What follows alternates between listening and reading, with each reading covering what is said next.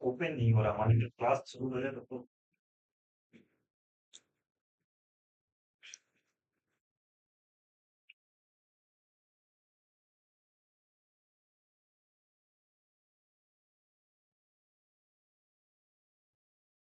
Hello dear students, welcome back to semester Adda. I hope आप सभी students अच्छे होंगे। तो सभी स्टूडेंट्स सेशन में आ जाएंगे। तो आज के सेशन में मेनली हम चैप्टर नंबर 1 और चैप्टर नंबर 2 को बिल्कुल डिटेल में डिस्कस करेंगे। जितने भी इंपॉर्टेंट क्वेश्चन होंगे इन दोनों चैप्टर से, सारे क्वेश्चन हम यहाँ पर बिल्कुल अच्छे से कवर करेंगे। पहले सभी स्टूडेंट्स आ जाइए क्लास में। सभी स्टूडेंट्स आ जाओ क्लास में। और एक बार मुझे सभी स्टूडेंट्स बता देंगे कि सर वॉइस वगैरह सब कुछ क्लियर है ना। एक बार बता देंगे, सब बच्चे कंफर्म कर देंगे एक बार। दीपांशु, यश प्रताप, गुड इवनिंग डियर सभी स्टूडेंट्स को। गुड इवनिंग, सभी क्लास में आ जाएंगे। सभी आ जाइए भाई, जल्दी से क्लास में सभी स्टूडेंट्स आ जाइए।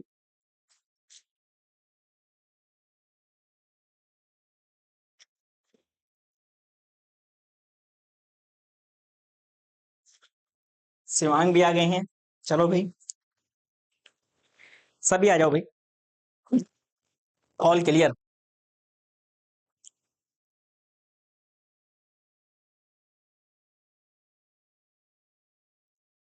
कौन कौन आए हैं भाई? अब तो काफी दिनों बाद आप सभी स्टूडेंट से मुलाकात हो रही है, तो आप कहेंगे सर आज तो बड़े दिनों में दिखाई दिए ना भाई।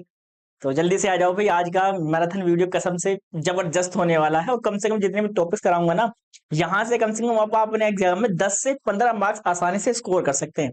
कम से कम 15 मार्क्स, 10 से 15 तो आप आराम से यहाँ से निकाल ही सकते हैं इन दोनों चैप्टर से। जल्दी से आ जाओ। सिद्धार्थ कुमार, एमडी रिहान, चंद्रा।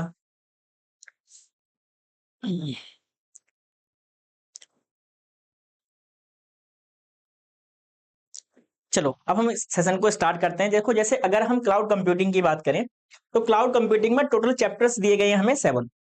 अब 7 चैप्टर से यदि हम एक बार में कवर करेंगे, जब हम वन शॉट सीरीज लेके आएंगे ना, जहां पर वन नाइट सीरीज लेके आएंगे, तो वहां पर सारे चैप्टर्स हम एक बार में ही कंप्लीट करेंगे। लेकिन पहले हम क्या करते हैं, इनको 3 पार्ट्स के अंदर डिवाइड कर लेते हैं। पहले कि जैसे आज के सेशन में हम क्या करने वाले हैं, चैप्टर नंबर 1 और चैप्टर नंबर 2 को यहाँ पर हम कवर करेंगे, है ना। तो ये क्या बन जाएगा, हमारा पार्ट 1 बन जाएगा। क्या बन जाएगा, ये सर बन जाएगा हमारा पार्ट 1। पार्ट 2 में हम क्या करेंगे, फिर से हम यहाँ पर 3 चैप्टर्स को डिस्कस करेंगे। 2 तो हमारा हो गया, 3, 4 एंड 5, यानी कि इसे हम डिस्कस करेंगे पार्ट पार्ट 2 के अंदर, है ना। इसी तरीके से जो आपका चैप्टर नंबर 6 और चैप्टर नंबर 7 है, इसे हम कवर करेंगे इसमें पार्ट 3 के अंदर। तो हम क्या करेंगे, क्लाउड कंप्यूटिंग को 3 पार्ट्स के अंदर हमने डिवाइड कर लिया। पहले पार्ट्स में हम डिस्कस करेंगे चैप्टर नंबर 1 और 2। फिर पार्ट नंबर 2 में 3, 4, 5, और पार्ट नंबर 3 में हम डिस्कस करेंगे 6 एंड 7। इसके बाद हम क्या करेंगे, कंप्लीट एक वन नाइट सीरीज। क्या? वन नाइट सीरीज, जिसमें हम क्या करेंगे, 1 से लेकर 7 तक के सभी चैप्टर्स को यहां पर हम बिल्कुल डिटेल में कवर करेंगे। क्लियर भाई, किस तरीके से यहां पर हम क्लाउड कंप्यूटिंग को कवर करने वाले हैं। तो यहां पर क्लाउड कंप्यूटिंग के आपके 3 सेशन होंगे, इसमें हम चैप्टर वाइज उनको डिवाइड करके कवर करेंगे। अब यदि हम आज के सेशन को स्टार्ट करें और सबसे फर्स्ट चैप्टर की बात करें, जिसमें हम इंट्रोडक्शन के बारे में समझेंगे, तो यहाँ पर कौन कौन से टॉपिक्स हमें पढ़ने होंगे। तो अगर फर्स्ट टॉपिक की बात करें, तो फर्स्ट टॉपिक डिस्कस करेंगे इवोल्यूशन ऑफ क्लाउड कंप्यूटिंग, यानी कि क्लाउड कंप्यूटिंग का विकास कैसे हुआ, इसके बारे में यहां पर हम समझेंगे। और ये क्वेश्चन आपका प्रीवियस ईयर में बेटा पूछा गया था। तो ये क्वेश्चन हो गया हमारा इंपोर्टेंट। इस क्वेश्चन को तो बेटा हम अच्छे से कवर ही करेंगे। इसके बाद क्लाउड कंप्यूटिंग का ओवरव्यू भी यहां पर हम समझेंगे, मतलब कि एक्चुअल में क्लाउड कंप्यूटिंग होता क्या है, क्लाउड कंप्यूटिंग के एडवांटेज क्या है, डिसएडवांटेज क्या है, इसको भी हम कवर करेंगे। एंड देन इसके बाद हम समझेंगे characteristics of cloud computing and application and benefits and challenges of cloud computing. तो अगर आप कहेंगे सर इतना बता दो कि इस चैप्टर में से कौन कौन से टॉपिक्स इंपॉर्टेंट है, पहला तो मैंने आपको बता दिया इवोल्यूशन ऑफ क्लाउड कंप्यूटिंग। दूसरा क्वेश्चन आपसे पूछा जा सकता है कैरेक्टरिस्टिक्स से। तीसरा क्वेश्चन आपसे पूछा जा सकता है बेनिफिट्स या फिर चैलेंजेस से। तो ये 3 टॉपिक्स तो आपको बिल्कुल मस्त है, बिल्कुल अच्छे से आपको तैयार करके जाने हैं। अच्छा, क्या बोल रहे हैं भाई, देख लें। सूर्यांश बेटा, आपको यही नहीं पता लग रहा क्लास लाइव है या रिकॉर्डेड है। अब भी आपको जैसे आप लाइव क्लास में आए हैं, लाइव सेशन आपने वहां से अटेंड किया हो, तब भी आप पूछ रहे हैं सर लाइव है रिकॉर्डेड है। चलो पहले शिवांशी कुशवाहा जी बता दीजिए, आपको अब भी क्या लग रहा है, रिकॉर्डेड लग रहा है? अब तो मैं आपके सामने ही बोल रहा हूँ और आपका ही नाम बोल रहा हूँ, अब तो नहीं कहूँगा रिकॉर्डेड है। बेटा जब लाइव सेशन में जा रहे हैं तो वहां पर लाइव सेशन होगा ना, रिकॉर्डेड कोई होगा? ऐसे आप जब छोटे छोटे नॉनसेंस जैसे आप सवाल पूछते हैं ना, कभी कभी मन करता है कि बस आपको डांट दिया जाए अच्छे से। आपके सामने लाइव पढ़ाया जा रहा है, उसे भी आप रिकॉर्डेड बता रहे हैं।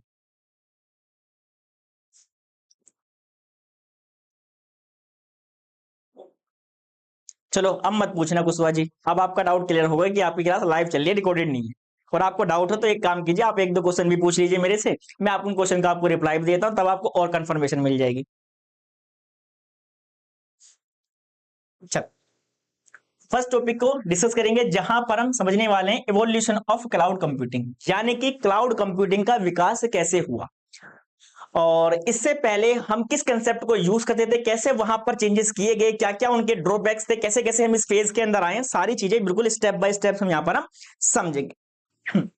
देखो, अगर हम क्लाउड कंप्यूटिंग की बात करते हैं, जो क्लाउड कंप्यूटिंग का भाई डेवलपमेंट है वो स्टार्ट हुआ कब? आपका 1950 में। क्या हुआ भैया? 1950 में क्या हुआ? क्लाउड कंप्यूटिंग का डेवलपमेंट वहां पर स्टार्टेड हुआ। अब यहां पर डेवलपमेंट स्टार्ट हो गया तो यहां पर इससे पहले ना हम यूज करते थे डिस्ट्रीब्यूटेड कंप्यूटिंग।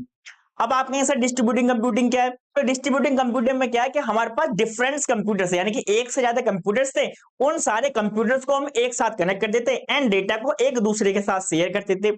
लेकिन वहां पर ड्रॉबैक क्या था बेटा? वहां पर मेजर ड्रॉबैक ये था कि जितने भी सिस्टम है ना, जितने भी सिस्टम आपके पास अवेलेबल हैं वो सारे के सारे क्या है, एक ही प्लेस के ऊपर होने चाहिए, यानी कि उन सिस्टम को आप रिमोटली क्या नहीं कर सकते थे, कनेक्टेड नहीं कर सकते। ये ड्रॉबैक वहां देखने के लिए मिलता था। तो ऐसा नहीं है कोई भी चीज डायरेक्टली एक बार ही मार्केट के अंदर आ जाती है, उसका डेवलपमेंट क्या है, धीरे धीरे क्या होता है एक्चुअल में स्टार्ट होता है। तो उन्हीं फेजेस के बारे में यहां पर हम समझेंगे। देखो, क्लाउड कंप्यूटिंग शब्द के पहली बार 1950 के दशक में उपयोग किया गया ताकि ताकि इंटरनेट आधारित सेवाओं का वर्णन किया जा सके। समय के साथ यह डिस्ट्रीब्यूटेड कंप्यूटिंग विकसित होकर आधुनिक क्लाउड कंप्यूटिंग आपका ये बन गया। अब आपसे अगर पूछा जाए तो आपको ये फेज याद रखनी है, आपको ये फेज याद रखनी है। इन फेज को यहां पर मैं आपको कंप्लीट तरीके से बताऊंगा और आपको अच्छे से इसको समझना है। अच्छा, पहले क्या पूछ रहे हैं? राम रूप प्रजापति।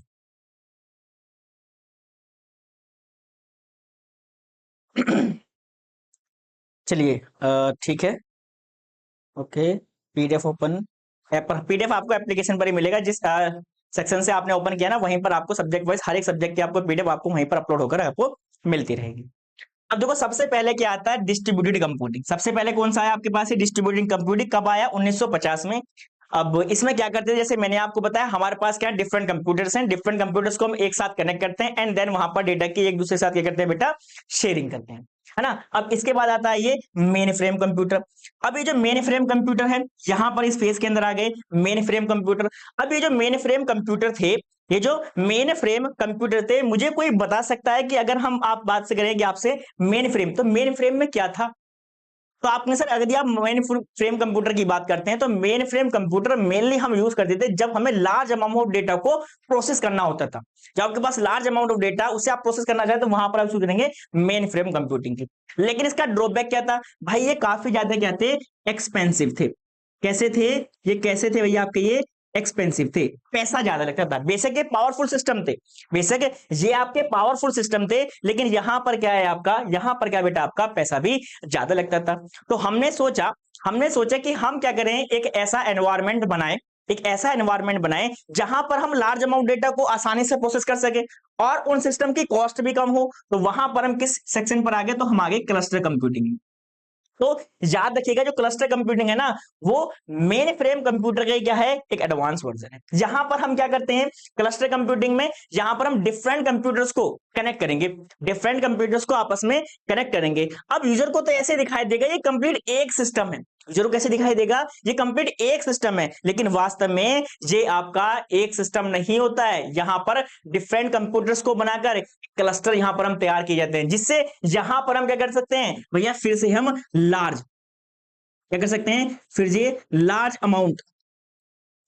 अमाउंट ऑफ डेटा को क्या कर सकते हैं बेटा? आप आसानी से वहां पर प्रोसेस कर सकते हैं। और दूसरा, अगर हम कॉस्ट की बात करें तो क्लस्टर की ज्यादा है या फिर मेन फ्रेम की ज्यादा है? भैया मेन फ्रेम का सबसे बड़ा ड्रॉबैक तो ये था, मेन फ्रेम का ड्रॉबैक क्या है कि भैया ये कैसे थे, काफी कॉस्टली पड़ते थे, लेकिन जो क्लस्टर है वो क्या है, इससे थोड़े सिंपल। लेकिन यहाँ पर जितने भी कंप्यूटर्स हैं क्या वो रिमोट लोकेशन पर हो सकते हैं? नहीं, सारे सिस्टम क्या है भाई, एक जगह पर होने ही चाहिए। तो अभी भी यहाँ पर क्या है, हमें भी एक ड्रॉबैक अभी भी देखने के लिए मिल रहा है।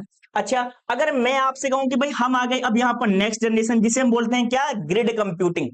ग्रिड कंप्यूटिंग में क्या हुआ, ग्रिड कंप्यूटिंग में क्या हुआ समझिएगा। जब भी हम कहेंगे ग्रिड कंप्यूटिंग तो यहां पर क्या है, हम डिफरेंट कंप्यूटर्स को, मान लो एक कंप्यूटर दिल्ली है, एक मुंबई है और एक मेरठ है, तो हम रिमोट लोकेशन के कंप्यूटर को आपस में कनेक्ट कर सकते हैं और वहां पर एक दूसरे को डेटा वहां पर क्या कर सकते हैं, शेयर कर सकते हैं। यानी कि जो सिस्टम होंगे, तो यहां पर लिखते हैं सिस्टम, सिस्टम आर लोकेटेड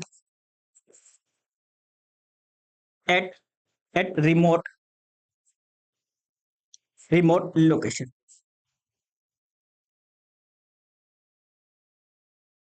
ठीक है, तो यानी कि जो सिस्टम है वो कैसे हो सकते हैं, हमारे पास डिफरेंट डिफरेंट लोकेशन पर यहाँ पर अवेलेबल हो सकते हैं। इसके बाद आया वर्चुअलाइजेशन।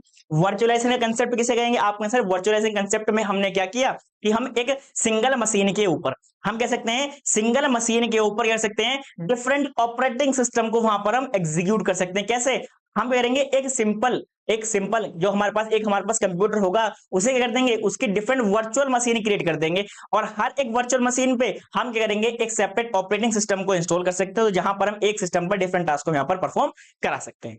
इससे फायदा क्या है कि जितनी हमारे पास रिसोर्स है वहां पर रिसोर्स हम वहां पर प्रॉपर तरीके से यूटिलाइज कर सकते हैं। इसके बाद आए हम वेब पॉइंट 2.0। ठीक है, अब आप कहें सर वेब 2.0, वेब 2.0 क्या है, वेब 2.0 क्या है? अब इसका मतलब सर वेब 1.1 भी था। तो हाँ देखो, अगर मैं आपसे कहूं, देखो यहां पर याद रखिएगा वेब 1.0, तो ये क्या था भाई मेरे, स्टैटिक। क्या था, स्टैटिक, यानी कि आप यहां पर केवल कंटेंट को आप क्या कर सकते हैं, देख सकते हैं या फिर आप उसे रीड कर सकते हैं। लेकिन जो आपके पास वेब 2.0 है, जो आपके पास वेब 2.0 है, यहां पर ये क्या है, डायनेमिक है। कैसा है ये, डायनेमिक है, यानी कि आप यहां पर डेटा को रीड भी कर सकते हैं, राइट भी कर सकते हैं, है ना, रीड भी कर सकते हैं, राइट भी कर सकते हैं। तो जैसे अगर मैं आपसे कहूं यूट्यूब, है ना, फेसबुक, इंस्टाग्राम, ये सभी करते हैं वेब 2.0 का क्या करते हैं, एक्चुअल में इस्तेमाल करते हैं। क्लियर। अब यहां पर सर्विस ओरिएंटेशन, इसके बाद हम कहां पर आ गए, यूटिलिटी। अब यूटिलिटी में क्या है कि यहां पर हमने क्या, सर्विस को प्रोवाइड कराना शुरू कर दिया। यहां पर क्या है, हमने सर्विस को प्रोवाइड कराना स्टार्ट कर, सर्विस हम यहां पर देने लगे, लेकिन कैसे, पे पर यूज, जितना यूज कर रहे हैं उतना पैसा देना, जितना यूज कर रहे हैं उतना पैसा देना। ये किसमें आ गया, यूटिलिटी में। और आपका सन 2007 में क्लाउड कंप्यूटिंग आपका कंप्लीट तरीके से क्या हो गया बेटा, डेवलप हो गया। तो ये जो फेजेस मैंने आपको बताई हैं, इसी तरीके से आपको इवैल्यूएशन को बेटा आपको याद रखना है क्लाउड कंप्यूटिंग के। क्लियर। किसी को कोई डाउट, तो बेटा पूछो, वरना हर एक जनरेशन को यहां पर मैं आपको स्पेसिफिक तरीके से मैं आपको बताऊंगा। चलो आगे किसी को डाउट हो तो बेटा पूछ लीजिएगा। पहला डिस्ट्रीब्यूटेड, देखो डिस्ट्रीब्यूटेड सिस्टम कई अलग अलग कंप्यूटर से मिलाकर बनाया जाता है, जैसे मैंने आपको बताया, लेकिन उपयोगकर्ता को यह क्या, एक सिंगल सिस्टम की तरह दिखाई देती। ठीक है, इसका मुख्य उद्देश्य रिसोर्स को आपस में बांटना और उन्हें अच्छे से इस्तेमाल करना था। क्लियर। इसके बाद देखो 1951 में, यानी कि 1951 में क्या हुआ, पेश किया गया मेन फ्रेम, शक्तिशाली और विश्वसनीय कंप्यूटर जो बड़े डेटा और ऑनलाइन डेटा जैसे कार्य को संभालने के लिए उपयोग किया जाता था। इसे हाई फॉल्ट टॉलरेंस और न्यूनतम डाउन टाइम था, लेकिन ये क्या थे, आपके काफी ज्यादा एक्सपेंसिव थे, जैसे कि मैंने आपको बताया। आगे समझिएगा। इसके बाद क्लस्टर कंप्यूटिंग। क्लस्टर में मैंने आपको बताया कि ये क्या है भैया, आपका मेन फ्रेम का ही क्या है, एक अल्टरनेटिव है। तो 1980 में cluster computing main frame computer बन गई। क्लस्टर में हर मशीन एक नेटवर्क के जरिए एक दूसरे से जुड़ी हुई होगी और ये मेन फ्रेम सिस्टम से सस्ते होंगे और ये हाई कंप्यूटेशन क्षमता रखते हैं और जरूरत पड़ने पर इनमें नए नोड भी आसानी से जोड़े जा सकते हैं।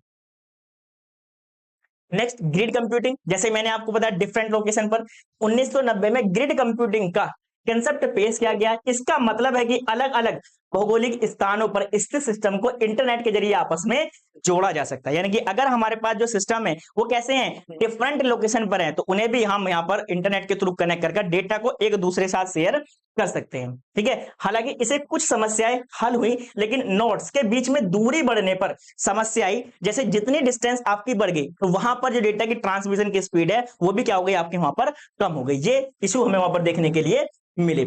इसके बाद यूटिलिटी कंप्यूटिंग।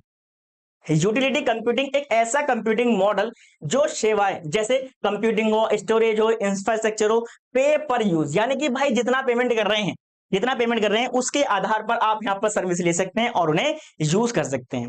एंड इसके अलावा 2007 में आपका इंट्रोड्यूस किया गया क्लाउड कंप्यूटिंग, है ना। बताओ इतने कंसेप्ट क्लियर हो गए भाई? जितना मैंने आपको बताया क्वेश्चन क्लियर हो गया? एक बार बता दो, शिवांगी तो बता दिया, बाकी सभी स्टूडेंट्स बताओ क्लियर है?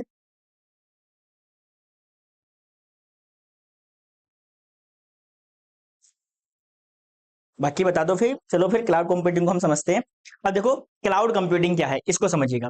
क्लाउड कंप्यूटिंग में जैसे अगर मैं आपसे कहूं कि भाई आपको ना सपोज कीजिए एक आईटी कंपनी बनानी है।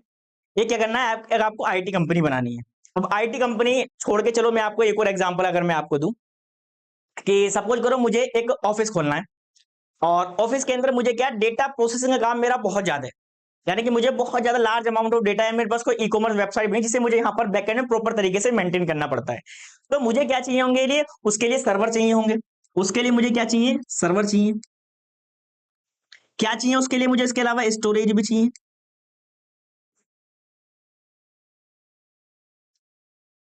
स्टोरेज भी चाहिए। मुझे क्या चाहिए होगा, नेटवर्क डिवाइस भी मुझे वहां पर चाहिए होंगे। क्या चाहिए होंगे मुझे वहां पर, वो नेटवर्क डिवाइसेस भी क्या चाहिए होंगे मुझे भाई, रिक्वायरमेंट होंगे। लेकिन मुझे एक बात बताओ, अगर यहां पर मैंने कोई भी चीज परचेज कर ली, स्टार्टिंग में मेरे ऑफिस बढ़िया चला, मेरे पास कस्टमर अच्छे थे, मेरी ई कॉमर्स वेबसाइट सही से बढ़िया रैंक कर रही थी, तो मैंने क्या कर लिया भैया, 10 यहाँ पर सर्वर लगवा लिए, है ना, और मैंने 100 टीबी मैंने क्या ले ली, स्टोरेज ले ली, और यहाँ पर मैंने 10 यहाँ पर क्या ले नेटवर्क डिवाइसेस मैंने परचेज कर लिए। लेकिन क्या हुआ, क्या हुआ कि भाई जैसे जैसे भैया मेरे पास कंपनी में क्या आने लगा, मेरा डाउनफॉल आने लगा। डाउनफॉल की मतलब जिस तरीके से मेरे पास सर्विस मेरी पहले चल रही थी ना, उस तरीके से अब मेरा काम नहीं चल रहा, मुझे यहाँ पर क्या घाटा आने लगा। यानी कि अब मेरा 2 सर्वर में ही काम चल पा रहा है, मैं 2 सर्वर से ही काम चला सकता हूँ। अगर मेरे पास स्टोरेज केवल 10 टीबी है, मैं उससे काम चला सकता हूँ। अगर 2 नेटवर्किंग डिवाइसेस हैं, मैं उससे यहाँ पर मेरा काम हो सकता है। अगर जो जितनी जैसे आपके पास 8 सर्वर बचे, है ना, और आपके पास अभी 90 टीबी स्टोरेज बचा, और आपके पास 8 नेटवर्किंग डिवाइसेस बचे, तो क्या अगर आप इसे फिर से मार्केट में जाएं और जिस रेट में आपने परचेस किया था, क्या उस रेट में आप वापस कर सकते हैं? आप कहेंगे सर ऐसा तो नहीं होने का, ऐसा तो नहीं होने का। ऐसा तो ऐसा होता है कि अगर मैंने दुकान से आज सामान ले लिया ना, अगर दुकान से मैंने आज सामान ले लिया और मैं कल वापस करने भी जाऊं ना, तब भी कह देता भाई जितने का तुमने लिया उतने का तो नहीं देने का मैं। अगर 100 रुपए की चीज ली है तो मैं इसके 80 रुपए दे दूं। देखिए आपने यूज नहीं करा, आप तो कल ही लिया है, भाई 100 रुपए की नहीं 80 रुपए दे सकता हूं। तो ऐसे ही भैया आपने स्टार्टिंग में लगा लिया, सारी चीज चली और आपको यहाँ पर ये हो गया। तो क्या कोई ऐसा मॉडल नहीं है, क्या कोई ऐसा मॉडल नहीं है कि जब मुझे ज्यादा रिसोर्स की जरूरत हो तब मैं वहां पर ज्यादा रिसोर्स को एक्सेस कर लूं, तब मुझे कम रिसोर्स की जरूरत हो वहां पर मैं कम रिसोर्स को यूज कर लूं? क्या कोई ऐसा ऑप्शन नहीं है? क्या कोई ऐसा ऑप्शन मुझे नहीं दिया गया? तो इसी ऑप्शन को हम क्या बोलते हैं, हमें अल्टरनेटिव क्या मिला यहाँ पर, क्लाउड कंप्यूटिंग। तो क्लाउड कंप्यूटिंग क्या है, एक ऐसी सर्विस है, ध्यान समझिएगा, क्लाउड कंप्यूटिंग क्या है, एक ऐसी सर्विस है जहां पर आप अपनी रिक्वायरमेंट के बेस पर, यदि आपको कोई भी स्टोरेज लेना है, कोई भी आपको सर्वर लेना है, या फिर कोई भी आपको स्टोरेज डिवाइस यदि आपको लेनी है, तो वहां पर उसे आपको मैनुअल परचेज करने की रिक्वायरमेंट नहीं है। आप उस सर्विस को रेंट बेस पे कर सकते हैं बेटा, परचेज कर सकते हैं। लेकिन पेमेंट कैसे होगा, जितना आप यूज कर रहे हैं। अगर आपने एक दिन में 100 टीबी स्टोरेज यूज करी है ना, और अगले दिन आपने 50 टीबी यूज करा है, तो भैया एक दिन आपको 100 टीबी का पैसे देना होगा, एक दिन आपको 50 टीबी का देना होगा। उसके बाद क्या लगे, मुझे केवल 1 टीबी में काम चल रहा, कोई बात नहीं, अब आप 1 टीबी यूज कीजिए, केवल आपको 1 टीबी का पेमेंट आपको यहाँ पर करना होगा। क्लियर? तो यही डेफिनेशन आप समझिएगा।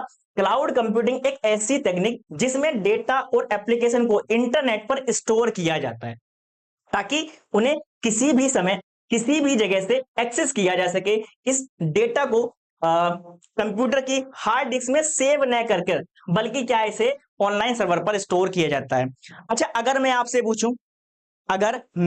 पूछूं कि मुझे एक बात बताओ बेटा, कि अगर आप यूज कर रहे हैं क्लाउड कंप्यूटिंग की कोई भी सर्विस, तो क्या आप रियल लाइफ में यूज करते हैं?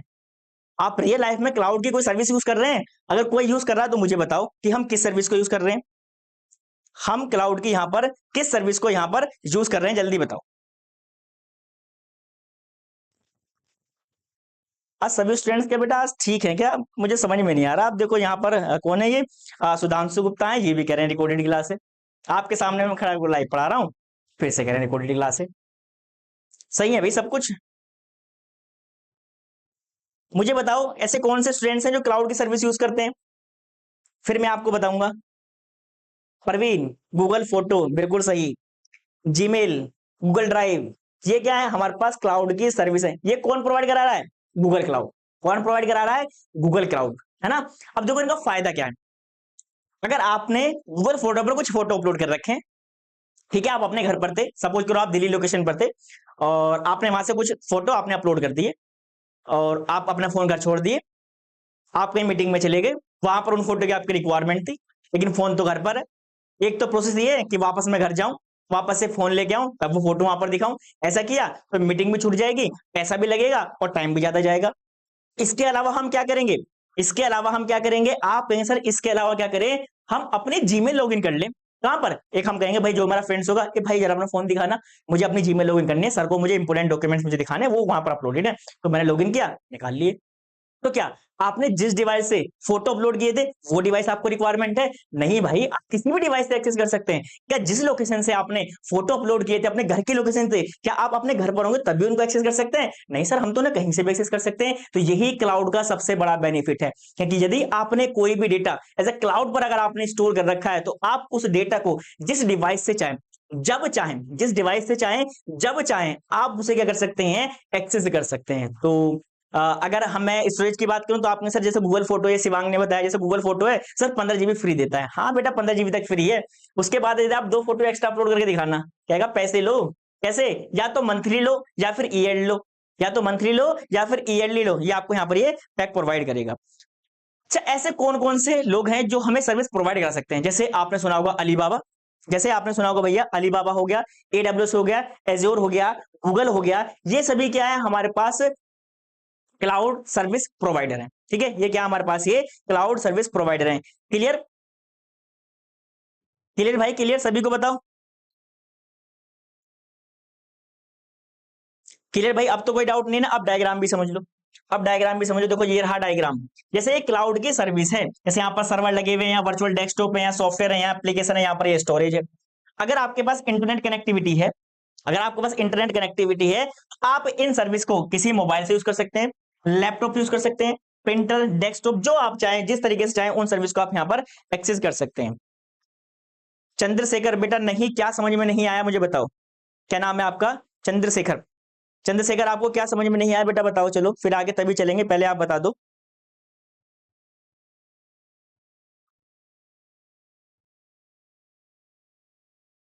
कहां गए बेटा आप? चंद्रशेखर बता दो बेटा, टाइम वेस्ट मत करा करो ऐसे। अगर आपको डाउट हो तो सीधे सीधे पूछा करो। अब हाँ या नहीं नहीं, जो आपको डाउट है वो डाउट लिख दिया। अगर आपने लिखा नहीं तो क्या नहीं समझ में आया वो बता दिया, जिससे कि यहाँ पर थोड़ा सा वेट करने का टाइम क्या हो जाए, थोड़ा सा रिड्यूस हो जाए।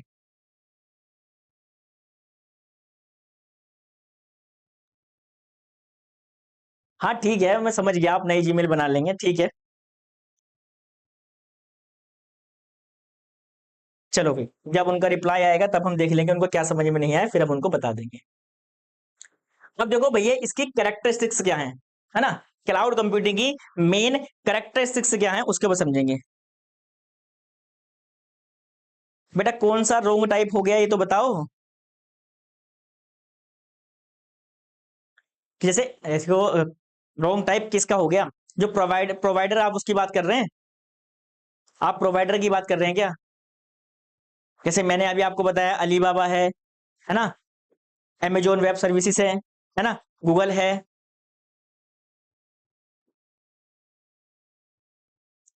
चलो अब देखो सबसे पहला, अगर इसकी कैरेक्टरिस्टिक्स की बात करें, पहला on demand service. On demand service का मतलब क्या है कि भाई जब आपको ये सर्विस की रिक्वायरमेंट है ना, तब आप इस सर्विस को ले सकते हैं। आप कहें सर मुझे रात को 12 बजे चाहिए, आप रात को 12 बजे ले सकते हैं। आपको दिन में 12 बजे चाहिए, आपको दिन में 12 बजे ले सकते हैं। आपको जितनी रिक्वायरमेंट है, आप कहें 10 जीबी लेना है, ले सकते हैं। आप कहें 10 टीबी लेना है, आप ले सकते हैं। आप कहें सर मुझे गीगाबाइट लेना है, तो भाई जितना आपको रिक्वायरमेंट है और जब आपको रिक्वायरमेंट है, आप उस सर्विस को वहां से ले सकते हैं। जब जरूरत हो तो आप सर्वर, स्टोरेज, नेटवर्क जैसी सेवाओं को आप वहां पर इस्तेमाल कर सकते हैं। स्केलेबिलिटी यानी कि यहां पर हम क्या करेंगे, अपनी रिक्वायरमेंट की अकॉर्डिंग जितनी हमें रिसोर्स चाहिए, उन रिसोर्स को हम क्या कर सकते हैं, वहां पर एक्सेस कर सकते हैं। जैसे मैंने कहा कि मुझे 10 टीबी चाहिए, ले सकता हूं। मुझे 20 टीबी चाहिए, वहां पर मैं ले सकता हूं। आवश्यकता के अनुसार रिसोर्स को बढ़ाया या फिर घटाया जा सकता है। एक्सेस एनीवेयर यानी कि आप इन सर्विसेज को कहीं से भी क्या कर सकते हैं, एक्सेस कर सकते हैं। किसी भी डिवाइस से आप उसको एक्सेस कर सकते हैं। इंटरनेट के माध्यम से दुनिया के कहीं से भी डेटा और एप्लीकेशन को यहां पर आसानी से एक्सेस किया जा सकता है। पे एज यू गो यानी कि जितना आपने यूज किया है, जितना आपने क्या किया बेटा, यूज किया है, उतना ही क्या करना पड़ेगा, आपको पेमेंट करना पड़ेगा। अब ऐसा नहीं कि यहां पर कुछ आपको एक्स्ट्रा कट चार्जेस भी देने पड़ेंगे, नहीं। जितना आप यूज कर रहे हैं, 10 टीबी यूज किया तो 10 टीबी देना पड़ेगा, 4 सर्विस यूज किया तो 4 का यूज देना पड़ेगा। जितना आपने यूज किया उतना ही आपको पेमेंट करना पड़ेगा। ऑटोमेटिक अपडेट्स, अब अगर मैं आपसे कहूं क्या आपको जीमेल वाला जो पोर्शन है या फिर जो आपका गूगल फोटो वाला है, क्या आप उसे मैनुअली खुद अपडेट करते हैं? नहीं ना, यहाँ पर आपको ऑटोमेटिकली अपडेट होता है। यहाँ पर आपको आप तो कर रहे हैं, एप्लीकेशन यूज करते हैं, जो भी आपको अपडेट्स है वो टाइम टू टाइम आपको वहां पर मिलते रहते हैं।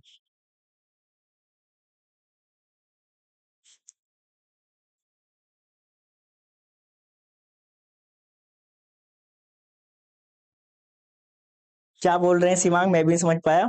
सर वो बोल रहे हैं रोंग टाइप कर दिया। अच्छा बेटा, कहीं पर हो सकता है कि सर ने कुछ गलत टाइप कर दिया हो सकता है, सर ने कुछ गलत टाइप कर दिया हो बेटा, मैंने वहां पर कोई स्पेलिंग चेक नहीं किया। अगर ऐसा है तो फिर से मैं एक बार चेक करा दीजिएगा मुझे, ठीक है। इसके एडवांटेज मुझे बताओ, क्लाउड कंप्यूटिंग के एडवांटेज बताओ, है ना। इसके एडवांटेज यहां पर हम समझते हैं। देखो पहला एडवांटेज, लो कॉस्ट, क्योंकि यहां पर हमें किसी भी हार्डवेयर को परचेस करने की रिक्वायरमेंट नहीं है। यहां पर हमें किसी भी हार्डवेयर को परचेस करने की रिक्वायरमेंट नहीं है। जहां पर जितने भी हम सर्विस लेंगे वो सारी कैसी मिलेगी, हमें वर्चुअल फॉर्म के अंदर मिलेंगी। तो अगर हम किसी भी हार्डवेयर को परचेस करते हैं, पहला तो वो एक्सपेंसिव है। अगर यहां पर उसे ठीक से यूटिलाइज नहीं कर पाए तो वो हमारे लिए वेस्टेज है। और जो भी हमने हार्डवेयर परचेस किया है, मैं अगर सर्वर की बात करूं तो भाई उनको एक एरिया भी चाहिए।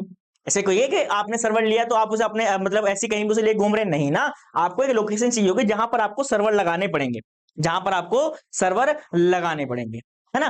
तो देखो हार्डवेयर खरीदने की आपको कोई भी जरूरत नहीं है, जिससे आपका खर्चा क्या है, काफी ज्यादा कम हो जाता है। कहीं से भी एक्सेस किया जा सकता है इंटरनेट के जरिए, आप कहीं से भी एप्लीकेशन को यहां पर आप एक्सेस कर सकते हैं। स्केलेबिलिटी आपको प्रोवाइड करा रहा है, जरूरत के अनुसार जितनी रिसोर्स आप चाहिए आप उनको इंक्रीज भी कर सकते हैं, आप उनको डिक्रीज भी कर सकते हैं। बैकअप और रिकवरी, डेटा को ऑटोमेटिकली बैकअप रहता है, जिससे आप डेटा खोने का आपको यहां पर कोई भी खतरा आपको नहीं मिलता है।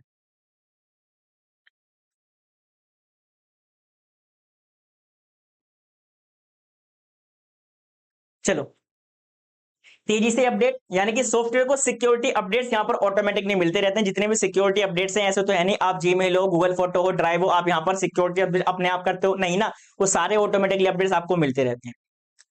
सिक्योरिटी आपको प्रोवाइड कराता है। बेशक अगर मैं आपसे कहूं कि मुझे एक रियल लाइफ एग्जांपल बताओ, अगर मैं आपसे कहूं कि जो आपके घर में पैसा है, भाई आपके घर में पैसा होगा, आपके पापा के अकाउंट में होंगे 4-5 लाख रुपए, और हो सकता है उससे भी ज्यादा हो। मैं चोरी करने वाला तो नहीं हूं, बस मैं आपको एक बता रहा हूं। मेरी बात को समझिएगा कि अगर मैं आपसे कहता हूं कि अगर आपके घर में जो पैसा है वो सेफ सबसे कहां पर है, आपके घर में सेफ है या फिर बैंक में सेफ है? बैंक में पैसा रखना सही है या फिर जो चीज हमारे पास है वो हमारे पास ज्यादा सेफ है? आप कहेंगे सर एक्चुअल में सेफ तो हमारे पास ही है, लेकिन हमें पता है बैंक भी ट्रस्टेड है। अगर हम यहाँ पर अपनी चीज रख रहे हैं तो यहाँ प्रॉपर तरीके से सिक्योर रहेगी। क्यों? मेरे घर से तो चोरी हो सकती है, अब मेरे घर से चोरी हुआ तो मैं कहता हूँ भैया मतलब बर्बाद हो गया, हमारा पैसा सारा चोरी हो गया, चोर चुरा के ले गया, है ना। अब यदि बैंक से ऐसा काम हो जाए, बैंक में आग लग जाए या कोई पैसा चोरी हो जाए, आप तो बैंक वाले जाके ब्लेम करेंगे, भाई मैंने नहीं किया, ये काम तुमने किया। ये तुम दंड भरोगे, है ना। इसी तरीके से अब यहां पर देखो, यहाँ पर इसका ये बेटर सिक्योरिटी का मतलब क्या है कि यहाँ पर अब आप कहेंगे सर एक्चुअली मुझे तो नहीं पता होता कि मेरे जो फोटो हैं वो एक्चुअल में किस सर्वर पर और किस लोकेशन पर एक्चुअली वहां पर स्टोर किए गए हैं। तो ऐसा कोई है कि जो आपका डेटा है वो किसी दूसरे यूजर को वहां पर डायरेक्टली ऐसे शेयर कर नहीं ना, वहां पर आपको प्रॉपर सिक्योरिटी प्रोवाइड कराई जाती है जिससे कोई भी अनऑथराइज यूजर कोई भी आपको डेटा को वहां से एक्सेस नहीं कर सकता है ना। चलो कुछ ड्रॉबैक भी समझेंगे, अब पहले कुछ कमेंट्स देख लेते हैं बच्चे क्या पूछ रहे हैं सर। क्या पूछ रहे हैं सर, हेल्प मैथ सेकंड कैसे। देखो मैथ सेकंड बेटा, आपको मैथ सेकंड के अगर मैं आपसे बात करूं तो मैथ सेकंड वाला एरिया एक ऐसा हो गया है कि पहले मैथ सेकंड का सिलेबस कुछ अलग था और करंट में मैथ सेकंड का सिलेबस अब अलग अलग है, तो दोनों हो गए हैं अलग अलग। अब हमारे पास लेटेस्ट वाला है, अगर हम आपको यहाँ पर लोग तो आपके सर प्रीवियस वाला सिलेबस अलग था, तो बेटा जो आपके पास प्रीवियस वाला रिकॉर्ड किसी के पास हो, बुक्स वगैरह हो, क्वांटम्स हो, तो वहां से आप उसको पढ़ लीजिएगा। क्लियर। और इसके बाद फिर क्या पूछ रहे हैं यश प्रताप।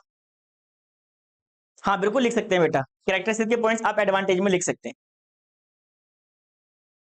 चलो ड्रॉबैक समझ लिए। पहला, इंटरनेट डिपेंडेंसी। अगर आप गूगल फोटो पर कोई फोटो अपलोड करना चाह रहे हैं या फिर जो फोटो आपने पहले से अपलोड कर रखे हैं उनको आप देखना चाह रहे हैं, तो भाई पहले क्या होना चाहिए आपके सर, पहले अगर मैं आपसे कहूं ना सर, भाई आप ही कहो, देखो अगर मैं आपसे कहता हूं सर अगर आपके पास इंटरनेट कनेक्टिविटी अच्छी है, अगर आपके पास इंटरनेट कनेक्टिविटी अच्छी है तो सर जो भी हमारे पास फोटो है, जो भी डॉक्यूमेंट अपलोड करना चाहते हैं, हम जल्दी काफी ज्यादा स्पीड से हम क्या कर सकते हैं, है ना। तो क्लाउड सेवा को उपयोग करने के लिए आपके पास अच्छे इंटरनेट कनेक्शन का होना जरूरी है। डेटा सिक्योरिटी कंसर्न हमें यहां पर देखने के लिए मिलते हैं कि क्लाउड पर डेटा स्टोर करने से साइबर अटैक या फिर डेटा लीक का खतरा रहता है। हमने डेटा कहां कर रखा है, क्लाउड पर स्टोर कर रखा है, और कई भैया हैकर को ज्यादा स्मार्ट हुआ जिसने वो क्लाउड का पूरा सिस्टम क्या कर लिया, हैक कर लिया, तो वहां पर हमारा भी डेटा था। आपने सर मेरा कोई था, मेरे दोस्त का भी था, सभी का डेटा क्या कर लेगा वहां पर, हैक कर लेगा। तो हो सकता है जो आपका पर्सनल डेटा उसे मिसयूज वहां पर किया जा सके, बेशक, है ना।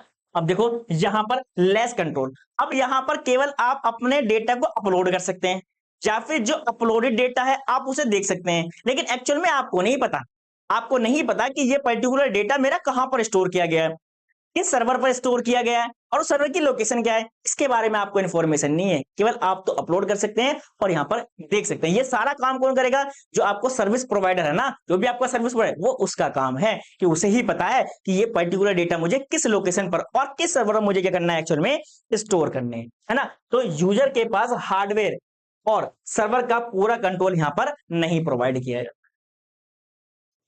परफॉर्मेंस इश्यूज, जैसे मैंने आपको बताया, अगर इंटरनेट स्पीड अच्छी तो वहां पर ये सर्विस आपको अच्छे से प्रोवाइड की जाएगी। अगर अगर वहां पर इंटरनेट हो गया आपका स्लो, तो क्लाउड से एप्लीकेशन का जो परफॉर्मेंस है वो क्या आपका इफेक्टेड हो सकता है।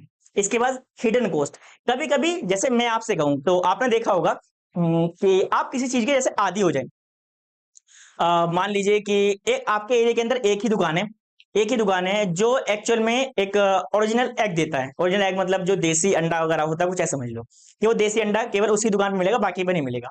आप उसकी दुकान पे एक दिन गए पूरी क्रेट खरीद ली, अगले दिन गए 2 क्रेट खरीद ली, तीसरे दिन गए फिर से 1 क्रेट खरीद ली, तो कहेगा भैया एक काम करो, पहले मैं दे देता 7 रुपए का या फिर मैं दे देता 10 रुपए का, एक करता अब देता हूँ 12 रुपए का।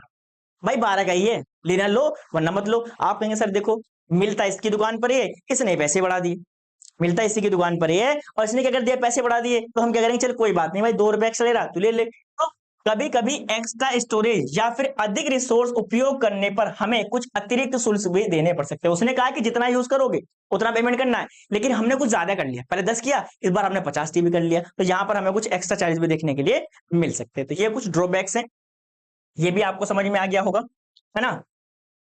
अगर आर्किटेक्चर अगर आपसे पूछा जाए, अगर आपसे क्लाउड कंप्यूटिंग का आर्किटेक्चर पूछा जाए, पहले बताओ क्लाउड कंप्यूटिंग है क्या, cloud computing characteristics, advantage, disadvantage, सारी चीजें क्लियर, सारी चीजें क्लियर हो गई।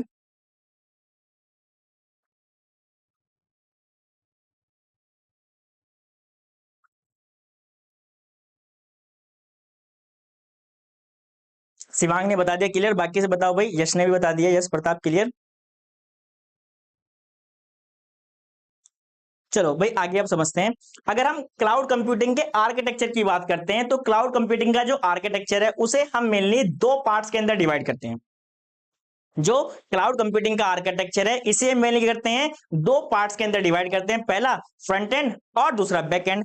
अगर हम फ्रंट एंड की बात करते हैं, अगर हम फ्रंट एंड की बात करते हैं तो फ्रंट एंड वो सर्विस जिन्हें एक्चुअल में यूजर यूज करता है। बैक एंड जिसे यूजर के बारे में कोई एक्चुअल में नॉलेज नहीं होती, लेकिन इसे क्या है प्रोवाइडर के द्वारा प्रॉपर तरीके से मैनेज और मेंटेन किया जाता है। तो यहां पर देखिएगा ये रहा कंप्लीट हमारा आर्किटेक्चर।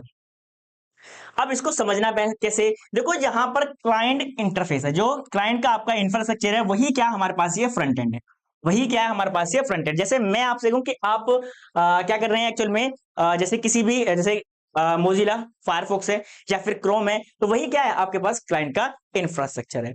दूसरा यहां पर क्या समझेंगे, इंटरनेट। भाई अगर आप वहां पर से किसी भी सर्विस को एक्सेस करना चाहते हैं, आपने क्रोम ओपन किया, वहां पर आपने जीमेल ओपन कर लिया, तो वो तो क्या है एप्लीकेशन। जीमेल क्या है वहां पर एप्लीकेशन, गूगल फोटो क्या है वहां पर एप्लीकेशन। तो यदि आप किसी भी पर्टिकुलर एप्लीकेशन को एक्सेस करना चाहते हो तो आपको क्या चाहिए, पहले इंटरनेट आपको चाहिए होगा। मैंने आपसे पहले कहा क्लाउड की अगर कोई भी आपको सर्विस एक्सेस करनी है तो पहले आपके पास क्या होना चाहिए, पहले आपके पास क्या होना चाहिए आपके सर, पहले हमारे पास क्या है इंटरनेट कनेक्टिविटी अच्छी होनी चाहिए। तो फ्रंट एंड वो एरिया जो यूजर के द्वारा यूज किया जाता है, बैक एंड वो एरिया जिसे क्या है भैया बैक एंड पर उसको हैंडल किया जाता है। यहां पर डिफरेंस लेयर बनी हुई है। पहला इंफ्रास्ट्रक्चर लेयर।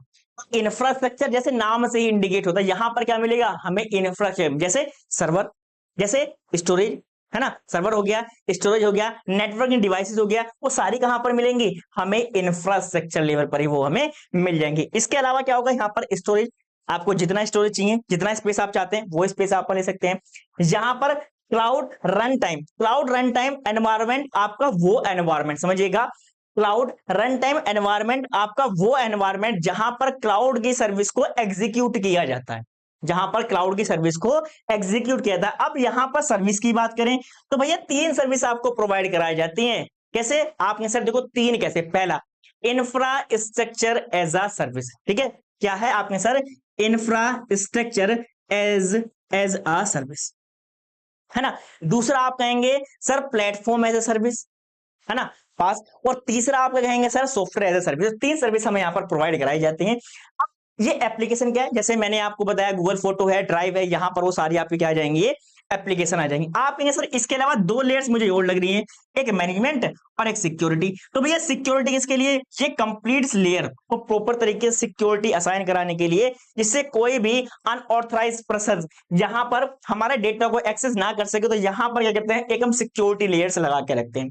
मैनेजमेंट लेयर का क्या काम है कि यहाँ पर प्रॉपर तरीके जो भी वर्क हो रहा है उस वर्क को प्रॉपर तरीके से क्या कर सके, मेंटेन कर सके, उसके लिए यहाँ पर यूज करने की इसका मैनेजमेंट लेयर का हम यहाँ पर हम यूज करते हैं। क्लियर हो गई इतनी बात। चलो अब हर एक चीज को मैं आपको यहाँ पर अलग से एक्सप्लेन करता हूं। देखो पहला फ्रंट एंड, तो फ्रंट एंड वह हिस्सा जिसे यूजर के द्वारा एक्सेस किया जाता है, यहाँ क्लाउड सर्विस इंटरफेस होगा जहां यूजर अपने डॉक्यूमेंट को अपलोड कर सकता है, डाउनलोड कर सकता है, स्टोर कर सकता है या फिर उसको मैनेज कर सकता है। जैसे एग्जांपल की बात करें, जैसे वेब ब्राउजर हो गया, है ना, वेब ब्राउजर में जैसे गूगल क्रोम हो गया, मोजिला फायर हो गया, इसके थ्रू आप कह सकते हैं सर्विस को वहां पर एक्सेस कर सकते हैं।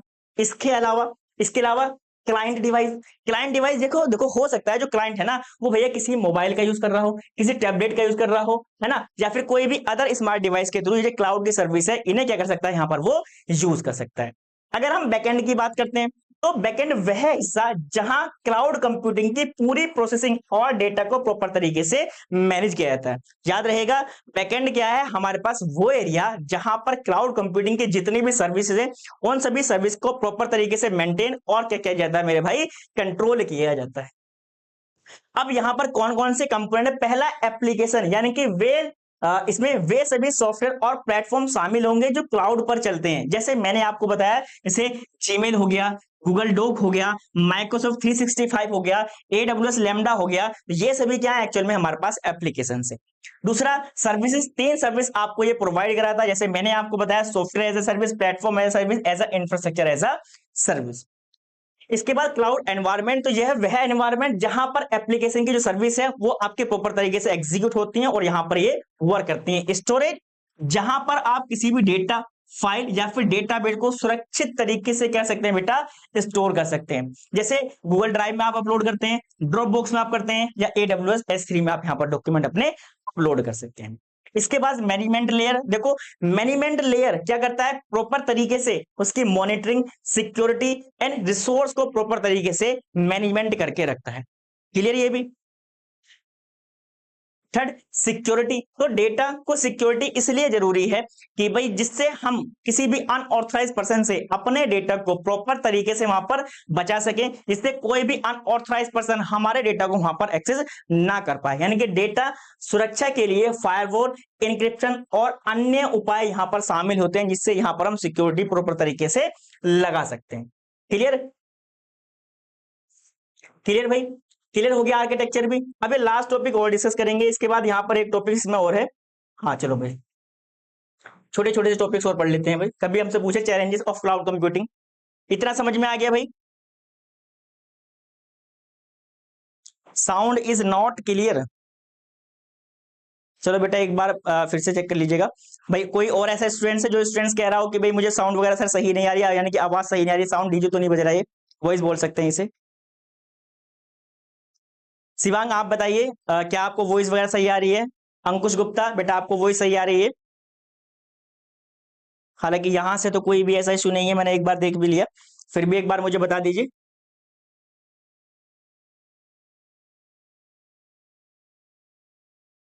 अच्छा परवीन सर कह रहे हैं, परवीन कह रहे हैं सर मेरे में तो क्लियर है। ठीक है बेटा, आपके साइड से कोई इशू होगा। बाकी और यदि एक दो स्टूडेंट से क्लियर आता है तो देखो देखो शिवांग भी बता रहे हैं सर मेरी तरफ से भी क्लियर है। तो बेटा आप अपने साइड से एक बार चेक कर लीजिएगा, यहां से तो सब कुछ सही है। अगर हम चैलेंजेस की बात करें, क्लाउड कंप्यूटिंग में कौन कौन से चैलेंजेस, तो ये क्वेश्चन आपका प्रीवियस ईयर में पूछा गया था कि चैलेंजेस ऑफ क्लाउड कंप्यूटिंग। तो पहला क्या है भैया? Security risk. सिक्योरिटी रिस्क क्यों है? क्योंकि यहां पर जितना भी डेटा है ना, वो कोई भी आपका एक्चुअल में ऐसे नहीं कोई आपको बता देगा कि इस पर्टिकुलर सर्वर पे आपका डेटा यहां पर स्टोर नहीं, जितना भी डेटा है ये सारे डेटा क्या करते हैं आप ऑनलाइन ही स्टोर करते हैं। अब यदि जो आपने डेटा ऑनलाइन स्टोर किया है कि यदि उसे किसी अनऑथराइज्ड पर्सन के द्वारा हैक कर लिया गया, तो भाई जितना भी हमारा पर्सनल डेटा है ना, वो सारा डाटा क्या है चोरी किया जा सकता है, जो हमारे लिए क्या होगा भाई हार्मफुल होगा, है ना। क्लाउड सर्वर पर डेटा ऑनलाइन स्टोर किया जाएगा, जिससे हैकिंग और साइबर हमलों का खतरा हमेशा बना हुआ रहता है। डेटा की प्राइवेसी। अब भाई अगर कोई भी क्लाउड प्रोवाइडर है, अगर वो चाहे कि इस डेटा को मिसयूज करना, वो तो कर भी सकता है, क्योंकि उसे तो सारे डेटा का पता है ना, उसे तो हमारे सारे डेटा का पता है कि एक्चुअल में डेटा हमने कहां पर स्टोर कर रखा है ना, किस लोकेशन पर स्टोर कर रखा है, कौन से सर्वर पर स्टोर है, उसे तो सारी इंफॉर्मेशन है। हमने तो क्या कर दिया, इंटरनेट के थ्रू क्लाउड पर स्टोर कर दिया। हम इस मारे हमेशा हम डरते रहते हैं कि भाई कोई हमारी पर्सनल इंफॉर्मेशन, मान लो कोई आपके प्राइवेट फोटो है और प्राइवेट फोटो आपने गूगल फोटो पर अपलोड कर रखे हैं, और यदि वो उनका मिसयूज कर ले तो ये आपके लिए दिक्कत है ना, ऐसा हो सकता है ना। चलो देखो, क्लाउड सर्विस कंपनियां आपके डेटा को स्टोर और मैनेज करती हैं, आपका तो कोई कंट्रोल नहीं है ना, आपने डेटा अपलोड कर दिया, आप तो डेटा को देख सकते हैं या फिर अपलोड कर सकते हैं, लेकिन क्या आप उसको मेंटेन कर रहे हैं? क्या आपको पता है कहां डेटा स्टोर किया गया है, किस लोकेशन पे किया गया है? आपने सर मुझे कोई इन्फॉर्मेशन है, इसलिए यहां पर हमें प्राइवेसी का इश्यू हमेशा देखने के लिए मिलता है। यानी कि क्लाउड सर्विस कंपनियां आपके डेटा को स्टोर और मैनेज करती हैं, अगर सुरक्षा कमजोर हो तो डेटा को लीक होने की संभावना हमारे यहां पर ज्यादा रहती है। क्लियर? इसके बाद इंटरनेट डिपेंडेंसी, ये भी एक चैलेंज है कि क्लाउड की सर्विस अगर हम कोई भी यूज करना चाहते हैं तो वहां पर मैंडेटरी कंडीशन है कि अगर आपको क्लाउड पर, क्लाउड जैसे कि मैं आपसे कहूँ जीमेल, या फिर अगर मैं आपसे गूगल ड्राइव, अगर आपको यहाँ पर कोई भी डॉक्यूमेंट अपलोड करना है ना, या फिर जो पहले से अपलोड डॉक्यूमेंट उनको आपको देखना, तो बेटा पहले आपके पास इंटरनेट कनेक्शन होना चाहिए, तभी आप ये काम कर सकते हैं, है ना।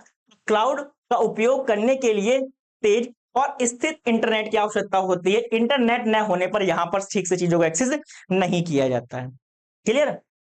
हाई कॉस्ट, लंबे समय तक क्लाउड की सेवा यदि हम इस्तेमाल करते हैं तो भैया खर्चा बढ़ जाता है। मैं आपसे कहूंगा भैया मुझे 1 GB, मुझे 1 GB, 1 GB, 1 GB, चलो 1 TB कर देता हूं, मुझे 1 TB स्टोरेज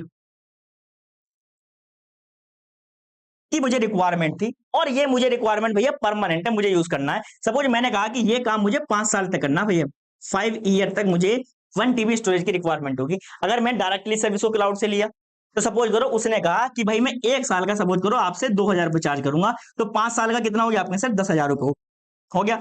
अरे भाई इससे कम में तो आप डायरेक्टली एक हार्ड डिस्क से जाकर खरीद लेते।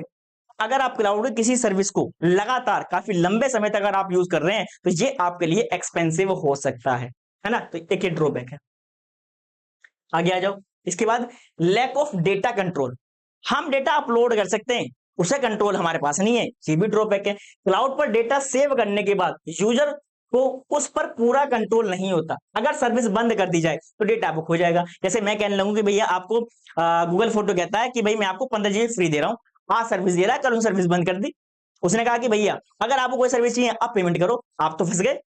आपने डॉक्यूमेंट अपलोड कर रखे हैं, बहुत सारा डेटा आपको वहां पर पड़ा हुआ है, कुछ प्राइवेट फोटो भी पड़े हुए हैं, कुछ पर्सनल फोटो भी आपके पड़े हुए हैं वहां पर, तो क्या वहां मिलेंगे आपने? सर अब तो नहीं मिलेंगे। क्यों भैया? यहाँ पर लैक ऑफ क्या? Data control. अगर वो चाहे, उन्हें सर्विस अगर बंद कर दी तो अब वहां से किसी डेटा को वहां से अपने रिट्राइव नहीं कर सकते। टेक्निकल इश्यूज, अगर उनका सर्वर डाउन है, अगर उनका सर्वर डाउन है और मुझे इमीडिएटली किसी डॉक्यूमेंट को वहां पर मुझे एक्सेस करना है तो मैं कर नहीं सकता, तो भैया सर्वर डाउन है, वो डॉक्यूमेंट आपका खुलेगा ही नहीं। तो अगर सर्वर डाउन हो जाए या कोई टेक्निकल खराबी आ जाए तो क्लाउड की सर्विस आपकी स्थायी रूप से क्या है? बंद कर दी जाती है। क्लियर हो गया? क्लियर हो गया? अगर चैलेंज से पूछा जाए तो कर सकते हैं।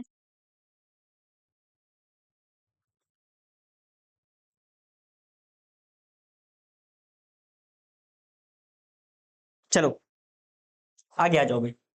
आगे हम किस टॉपिक को कवर करेंगे भैया? एप्लीकेशन, यानी कि हम क्लाउड कंप्यूटिंग को कहां कहां यूज कर सकते हैं। तो ऐसा नहीं है कि क्लाउड कंप्यूटिंग को हम किसी एक स्पेसिफिक फील्ड के अंदर यूज कर सकते हैं, नहीं।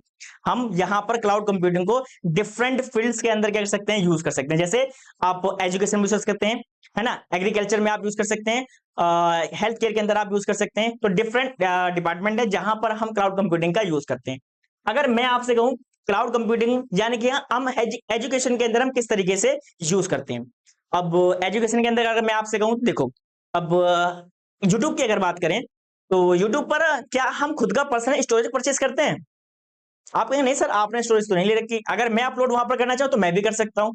तो डेटा कहीं तो स्टोर हो रहा होगा, तो वहां पर क्या करते हैं? हम क्लाउड की सर्विस लेते हैं। तो सारा डेटा क्या है? आप तो वहां पर यूट्यूब पर अपलोड करते जा रहे हैं। कुछ टाइम ऐसा आ जाए, या फिर आपने देखा होगा अभी एक पीछे एक क्राइसिस भी आया था, कुछ बात चल रही थी कि एक्चुअली में यूट्यूब को बंद किया जा रहा है इंडिया में, यानी कि जितने भी क्या है विदेशी ऐप ना बंद करो। अगर ऐसा कर दिया जाता तो भैया जितने भी इंडियन हैं जिन्होंने अपना डेटा वहां पर अपलोड कर रखा है, क्या उस डेटा को वहां पर रिट्राइव कर पाते? नहीं कर पाते सर, उनके पास तो बैकअप ही नहीं है। उनके पास तो बैकअप ही नहीं है, वो वहां से उस डेटा को रिट्राइव कर ही नहीं सकते, है ना। तो ये हमें चीज ध्यान रखनी है, क्या कि अगर हम शिक्षा के अंदर कैसे उसका यूज कर रहे हैं। तो अगर हम मैं एजुकेशन की बात करूं ना, तो एजुकेशन के अंदर क्लाउड कंप्यूटिंग का कुछ इस तरीके से यूज कर सकते हैं कि आप और मैं एक्चुअल में फिजिकल लोकेशन पर प्रेजेंट नहीं है, फिजिकल लोकेशन पर हम प्रेजेंट नहीं है, हम वर्चुअली एक दूसरे को देख सकते हैं और डेटा को एक दूसरे के साथ क्या बेटा वहां पर शेयर कर सकते हैं। यानी कि मैं ट्यूटर हूं तो मैं आपको पढ़ा सकता हूं और आप मेरे से पढ़ सकते हैं। जैसे आपने कोरोना टाइम में देखा होगा सबसे ज्यादा ऑनलाइन क्लासेस चली थी, और ये ऑनलाइन क्लास वाला ट्रेंड भी क्या आपका तभी से क्या है वहां पर आपका स्टार्ट हुआ है ना। तो आपने देखा होगा जब जैसे मैं आपसे कहूं गूगल मीट हो गया, जूम हो गया, क्या कोरोना से पहले आपको पता था? आप यूज ही नहीं करते हो, आप सुनोगे सर मैं जूम सुना ही नहीं है मैंने, पता नहीं क्या है ये, मैंने गूगल मीट भी सर मैंने कभी यूज नहीं किया, है ना। तो वहां पर जितने भी आपका डेटा वो सारा कहां स्टोर होता है? आपके क्लाउड पर। तो देखो ऑनलाइन क्लासेस और वेबिनार के लिए क्लाउड का उपयोग किया जाता है। स्टूडेंट और टीचर कहीं से भी नोट्स, असाइनमेंट और वीडियो लेक्चर को क्या कर सकते हैं? अपलोड कर सकते हैं। एग्जाम्पल जैसे गूगल क्लासरूम हो गया, है ना, माइक्रोसॉफ्ट टीम हो गया, जूम हो गया, ये सभी क्या है? आपके एग्जाम्पल हैं। आगे आ जाओ। हेल्थ केयर के अंदर हम किस तरीके से क्लाउड कंप्यूटिंग का हम यूज करते हैं? तो हम हेल्थ केयर में कुछ इस तरीके से रन करते हैं, जैसे कि मान लो कोई फॉरेन का डॉक्टर है और उसे हमें अपना ट्रीटमेंट चलाना है। अब भैया वो या तो हम उसके पास जाएं या फिर वो हमारे पास जाए। अगर ऐसा हुआ तो भाई टाइम और पैसा दोनों ज्यादा लगेंगे। तो क्या हम उन्हें वर्चुअली मीट नहीं कर सकते? क्या हम उनसे वर्चुअल मीट नहीं कर सकते? हो कहीं कर सकते हैं सर। हम अपनी डिसीज बता देंगे भाई मेरे को ये बीमारी है, डॉक्टर मुझे क्या है दवाई लिख के दे देगा, ये पर्टिकुलर मेडिसिन आप ले सकते हैं। इस तरीके से हम यूज करते हैं। देखो मरीज का मेडिकल डेटा सुरक्षित रखने और ऑनलाइन एक्सेस करने के लिए क्लाउड का उपयोग किया था, जहां डॉक्टर दूर बैठकर किसी भी मरीज की रिपोर्ट को देख सकता है और जो भी उसका ट्रीटमेंट है उस फर्दर ट्रीटमेंट को वहां पर कंटिन्यू किया जा सकता है ना। जैसे इलेक्ट्रॉनिक हेल्थ केयर रिकॉर्ड या फिर आपका टेली मेडिसिन प्लेटफॉर्म के अंदर मेनली इसका यूज किया जाता है। ठीक है, एंटरटेनमेंट के अंदर भी हम यूज करते हैं। जैसे अगर मैं आपसे कहूं यूट्यूब पर आप गाना सुनते हैं, मूवी देखते हैं, या फिर आप कोई ऑनलाइन गेम खेलते हैं, जैसे ऑनलाइन गेमिंग हो गया, म्यूजिक हो गया, है ना, स्ट्रीमिंग हो गया और वीडियो स्ट्रीमिंग हो गया, मेनली क्लाउड कंप्यूटिंग के थ्रू ही पॉसिबल है। अगर मैं आपसे कहूं ना इस एप्लीकेशन की बात, कि जिस एप्लीकेशन से मैं आपको पढ़ा रहा हूं बेटा आप पढ़ रहे हैं, तो यहाँ पर जो डेटा है ना यहाँ पर जो डेटा है वो सारा डेटा क्या होगा, एक्चुअल में उन्होंने कोई क्लाउड पर सर्विस प्रोवाइड करता है, क्योंकि जहां पर उस सर्वर पे वो सारा डेटा ये कर रहे होंगे, स्टोर कर रहे होंगे, क्योंकि भैया खुद के सर्वर परचेज करना भाई ऐसा तो है नहीं कि ये पर्टिकुलर जो एपेक्स एप्लीकेशन है इसे मैं ही यूज कर रहा हूं। आपने एक सुना होगा क्लास प्लस, सुना है ना सभी ने क्लास प्लस, जहां पर आप अपने खुद का एप्लीकेशन डेवलप करा सकते हैं और यदि आप ऑनलाइन टीचिंग करें तो कर सकते हैं। अगर वो खुद के सर्वर बनाने लगे तो भाई बहुत ज्यादा पैसा लगेगा, तो क्या है क्लाउड की सर्विस को परचेज करें, क्योंकि नहीं पता होता कि मैं आज दिन में 1 लेक्चर लेने वाला हूँ या फिर मैं 10 लेक्चर लेने वाला हूँ, तो भैया मेरी स्टोरेज हो सकता है 1 GB की हो सकता है 10 GB हो जाए, एक महीने में 100 GB हो जाए, तो वो कितने सर्वर लगाएंगे, तो यहाँ पर इस काम के लिए करते हैं वो सर्वर पहले से ही परचेज करके रखते हैं। हाँ बेटा सही बताया आपने, क्लास कब तक चलेगी, जब तक चैप्टर नंबर 2 कंप्लीट होने के, जब तक आपकी क्लास चलेगी। सोशल मीडिया में जैसे आपका फेसबुक है, इंस्टाग्राम है, ट्विटर है, व्हाट्सएप है, जहां पर जितना भी डेटा है ये सारा डेटा क्या होता है बेटा आपका क्लाउड पर ही स्टोर किया जाता है। सोशल मीडिया प्लेटफॉर्म पर अपलोड किए गए फोटो, वीडियो और चैट क्लाउड में ही क्या है मैन्युअली सेव किया जाता है। गवर्नमेंट सर्विस के अंदर भी हम यूज करते हैं, जैसे आपने देखा होगा आधार सर्विस है ना, ई डिस्ट्रिक्ट सर्विस, तो यहाँ पर जो भी डेटा होगा वो कहाँ स्टोर किया जा रहा होगा, आपके क्लाउड पर स्टोर किया जा रहा होगा। तो कोई भी सरकारी दस्तावेज हो, आधार कार्ड हो, पेंशन हो, टेक्स्ट का डेटा हो, है ना, टेक्स्ट का डेटा हो, ठीक है, वो सारा डेटा क्या आपका क्लाउड पर स्टोर किया था। जैसे आपका डिजी लॉकर हो गया, उमंग हो गया, तो डिजी लॉकर तो सब यूज करते होंगे ना, डिजी लॉकर सब यूज करते हैं, बताओ कौन कौन डिजी लॉकर यूज करता है। और डिजी लॉकर में हम करते क्या है, मैं आपसे कहूँ कि आपने 10th पास कर लिया, आपने 12th पास कर लिया, तो आप क्या करेंगे, जहां पर अपनी आईडी बनाएंगे, 10th का रोल नंबर डालेंगे, है ना, बोर्ड डालेंगे, कॉलेज का नेम डालेंगे, यहाँ पर आपकी मार्कशीट मिल जाएगी। और ये मार्कशीट जो है ऐसा नहीं है कि केवल आपके लिए वैलिड है बेटा, आप किसी भी गवर्नमेंट संस्था में जाकर आप लगा सकते हैं। वो जो आपका डिजी लॉकर वाला है ना, जो डिजी लॉकर पे जो आपका अकाउंट है वहां पर आप शो कराएंगे तो उसको वैलिड मानेगा। ये वैलिड है क्योंकि ये गवर्नमेंट ऐप है जहां पर आप किसी भी डॉक्यूमेंट को निकाल सकते हैं। ठीक है, क्लियर हो गया, चलो आगे आ जाओ। ई कॉमर्स के अंदर ई कॉमर्स वेबसाइट जितनी भी हैं, जैसे अमेजोन है, फ्लिपकार्ट है, मंत्रा है, अब यहाँ पर मेनली ऐसा नहीं है कि डेली यहाँ पर 10 कस्टमर विजिट कर रहे हैं, 100 कस्टमर यहाँ पर विजिट नहीं भैया, यहाँ पर डेली 1000, है ना, डेली यहाँ पर 1000 और लैख में क्या करते हैं, यहाँ पर नए यूजर आते हैं और हर एक नए यूजर की इंफॉर्मेशन को प्रॉपर तरीके से मेंटेन करना तो नहीं पता होता एक्चुअल में कितने यहाँ पर मेरे सर्वर लगने वाले हैं, आज मुझे कितनी स्टोरेज की जरूरत है। जैसे आपने देखा होगा जब कोई भी फेस्टिवल चलता है तो यहाँ पर इन पर्टिकुलर सर्विस पे क्या है, कस्टमर ज्यादा विजिट करता है। आपने देखा होगा कि अगर आपको मोबाइल परचेज करना है और सपोज करो आप अगस्त वाले महीने में, तो आप कहेंगे अगस्त में परचेज नहीं करते सर, एक काम करते हैं हम अक्टूबर या नवंबर में, क्यों, दिवाली आएगी और दिवाली पे ऑफर चलेगा, उस ऑफर पे हम लेंगे। तो वहां पर ज्यादा कस्टमर आ रहे हैं, ज्यादा कस्टमर आएंगे तो भैया ज्यादा डेटा चाहिए होगा। अब जब फेस्टिवल टाइम चलता है तो उनके पास पता है कि ज्यादा कस्टमर आएंगे, अगर उतने उन्होंने वहां पर सर्वर लगा लिए तो वो नॉर्मल डेज में तो यूज होने वाले नहीं। उन्हें पता है कि ये कस्टमर ज्यादा क्यों आ रहे हैं, फेस्टिवल की जब ज्यादा आ रहे हैं, तो वो उस समय क्या कर लेंगे, अपनी सर्विस को बढ़ा देंगे। जैसे ही फेस्टिवल खत्म होगा उस सर्विस को वापस कर देंगे, वो कम कर देंगे, है ना। तो ई कॉमर्स वेबसाइट क्लाउड पर आधारित होती है, इससे वह तेजी से डेटा को लोड कर सकते हैं और वहां पर सुरक्षा प्रोवाइड करते हैं। जैसे आपका ई कॉमर्स वेबसाइट जैसे अमेजोन है, फ्लिपकार्ट है, मंत्रा है। बैंक एंड फाइनेंशियल में जैसे आपका ऑनलाइन बैंक, जैसे आपका, जैसे मैं आपसे कहूं जैसे फोन पे हो गया, गूगल पे हो गया, पेटीएम हो गया, ये सभी भी इनका यूज करते हैं। ऑनलाइन बैंकिंग हो गया, डिजिटल पेमेंट और डेटा सिक्योरिटी के लिए क्लाउड टेक्नोलॉजी का हम इस्तेमाल करते हैं। जैसे मैंने आपको बताया कोई भी UPI, net banking, Paytm, Google पे, आप यहाँ पर एग्जाम लिख सकते हैं। चलो आगे चले भाई, यहां पर आपका फर्स्ट चैप्टर हो गया कंप्लीट। फर्स्ट चैप्टर कंप्लीट हो गया भाई। फर्स्ट चैप्टर में बताओ कोई ऐसा स्टूडेंट जो कहे कि सर मुझे नहीं समझ में आया। चलो मैं एक बार देख लेता हूँ किसी बच्चे ने कुछ पूछा तो नहीं है।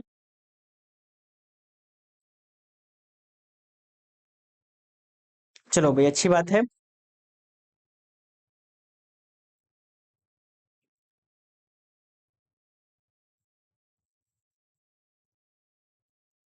ना बेटा ऐसा नहीं होता परवीन, जैसे आप पूछ रहे हैं कि सर मैं यूट्यूब पर लाइव स्ट्रीमिंग करता हूं तो वहां पर आपको पैसे मिलते हैं, तो क्या अगर एप्लीकेशन पे भी आप लाइव स्ट्रीमिंग करें तो पैसा मिलेंगे? बेटा क्यों मिलेगा, जब आप पैसे पहले दे चुके हैं। आप तो पहले हमें पैसे दे चुके हैं ना, आप तो पहले कोर्स का पेमेंट कर चुके हैं ना। अब जो आपने पेमेंट किया है उसमें से वो हमसे कुछ उल्टा सर्विस चार्ज काटते हैं कि हम आपसे 10% लेंगे, 15% लेंगे, उल्टा उनको सर्विस चार्ज आपको देना पड़ता है, जिससे आप सभी स्टूडेंट्स का डेटा प्रॉपर तरीके से मेंटेन रहे। जो क्लास हम यहाँ पर अपलोड कर रहे हैं उसका प्रॉपर तरीके से रिकॉर्ड रहे। ऐसा ना हो क्लास आज चलिए कल अपलोड हो रही है, पीडीएफ हमने मान लो क्लाउड में डाला है, वो मशीन लर्निंग में जा रहा है, ऐसा नहीं होना चाहिए। तो बेटा यहां पर पेमेंट उल्टा हमारा कटता है, मिलता नहीं है। याद रहेगा परवीन? किस किस को ऑल क्लियर हो गया? आदर्श ने बता दिया। वर्चुअलाइजेशन टॉपिक देखो बीच में से नहीं बढ़ाएंगे, मैंने आपसे कहा ना 3 पार्ट्स में कवर करेंगे। पहले पार्ट में चैप्टर नंबर 1 और 2 करेंगे, दूसरे पार्ट में 3, 4 एंड 5 करेंगे, तो वहीं पर वर्चुअलाइजेशन आ जाएगा, वहीं पर पढ़ लीजिएगा बेटा।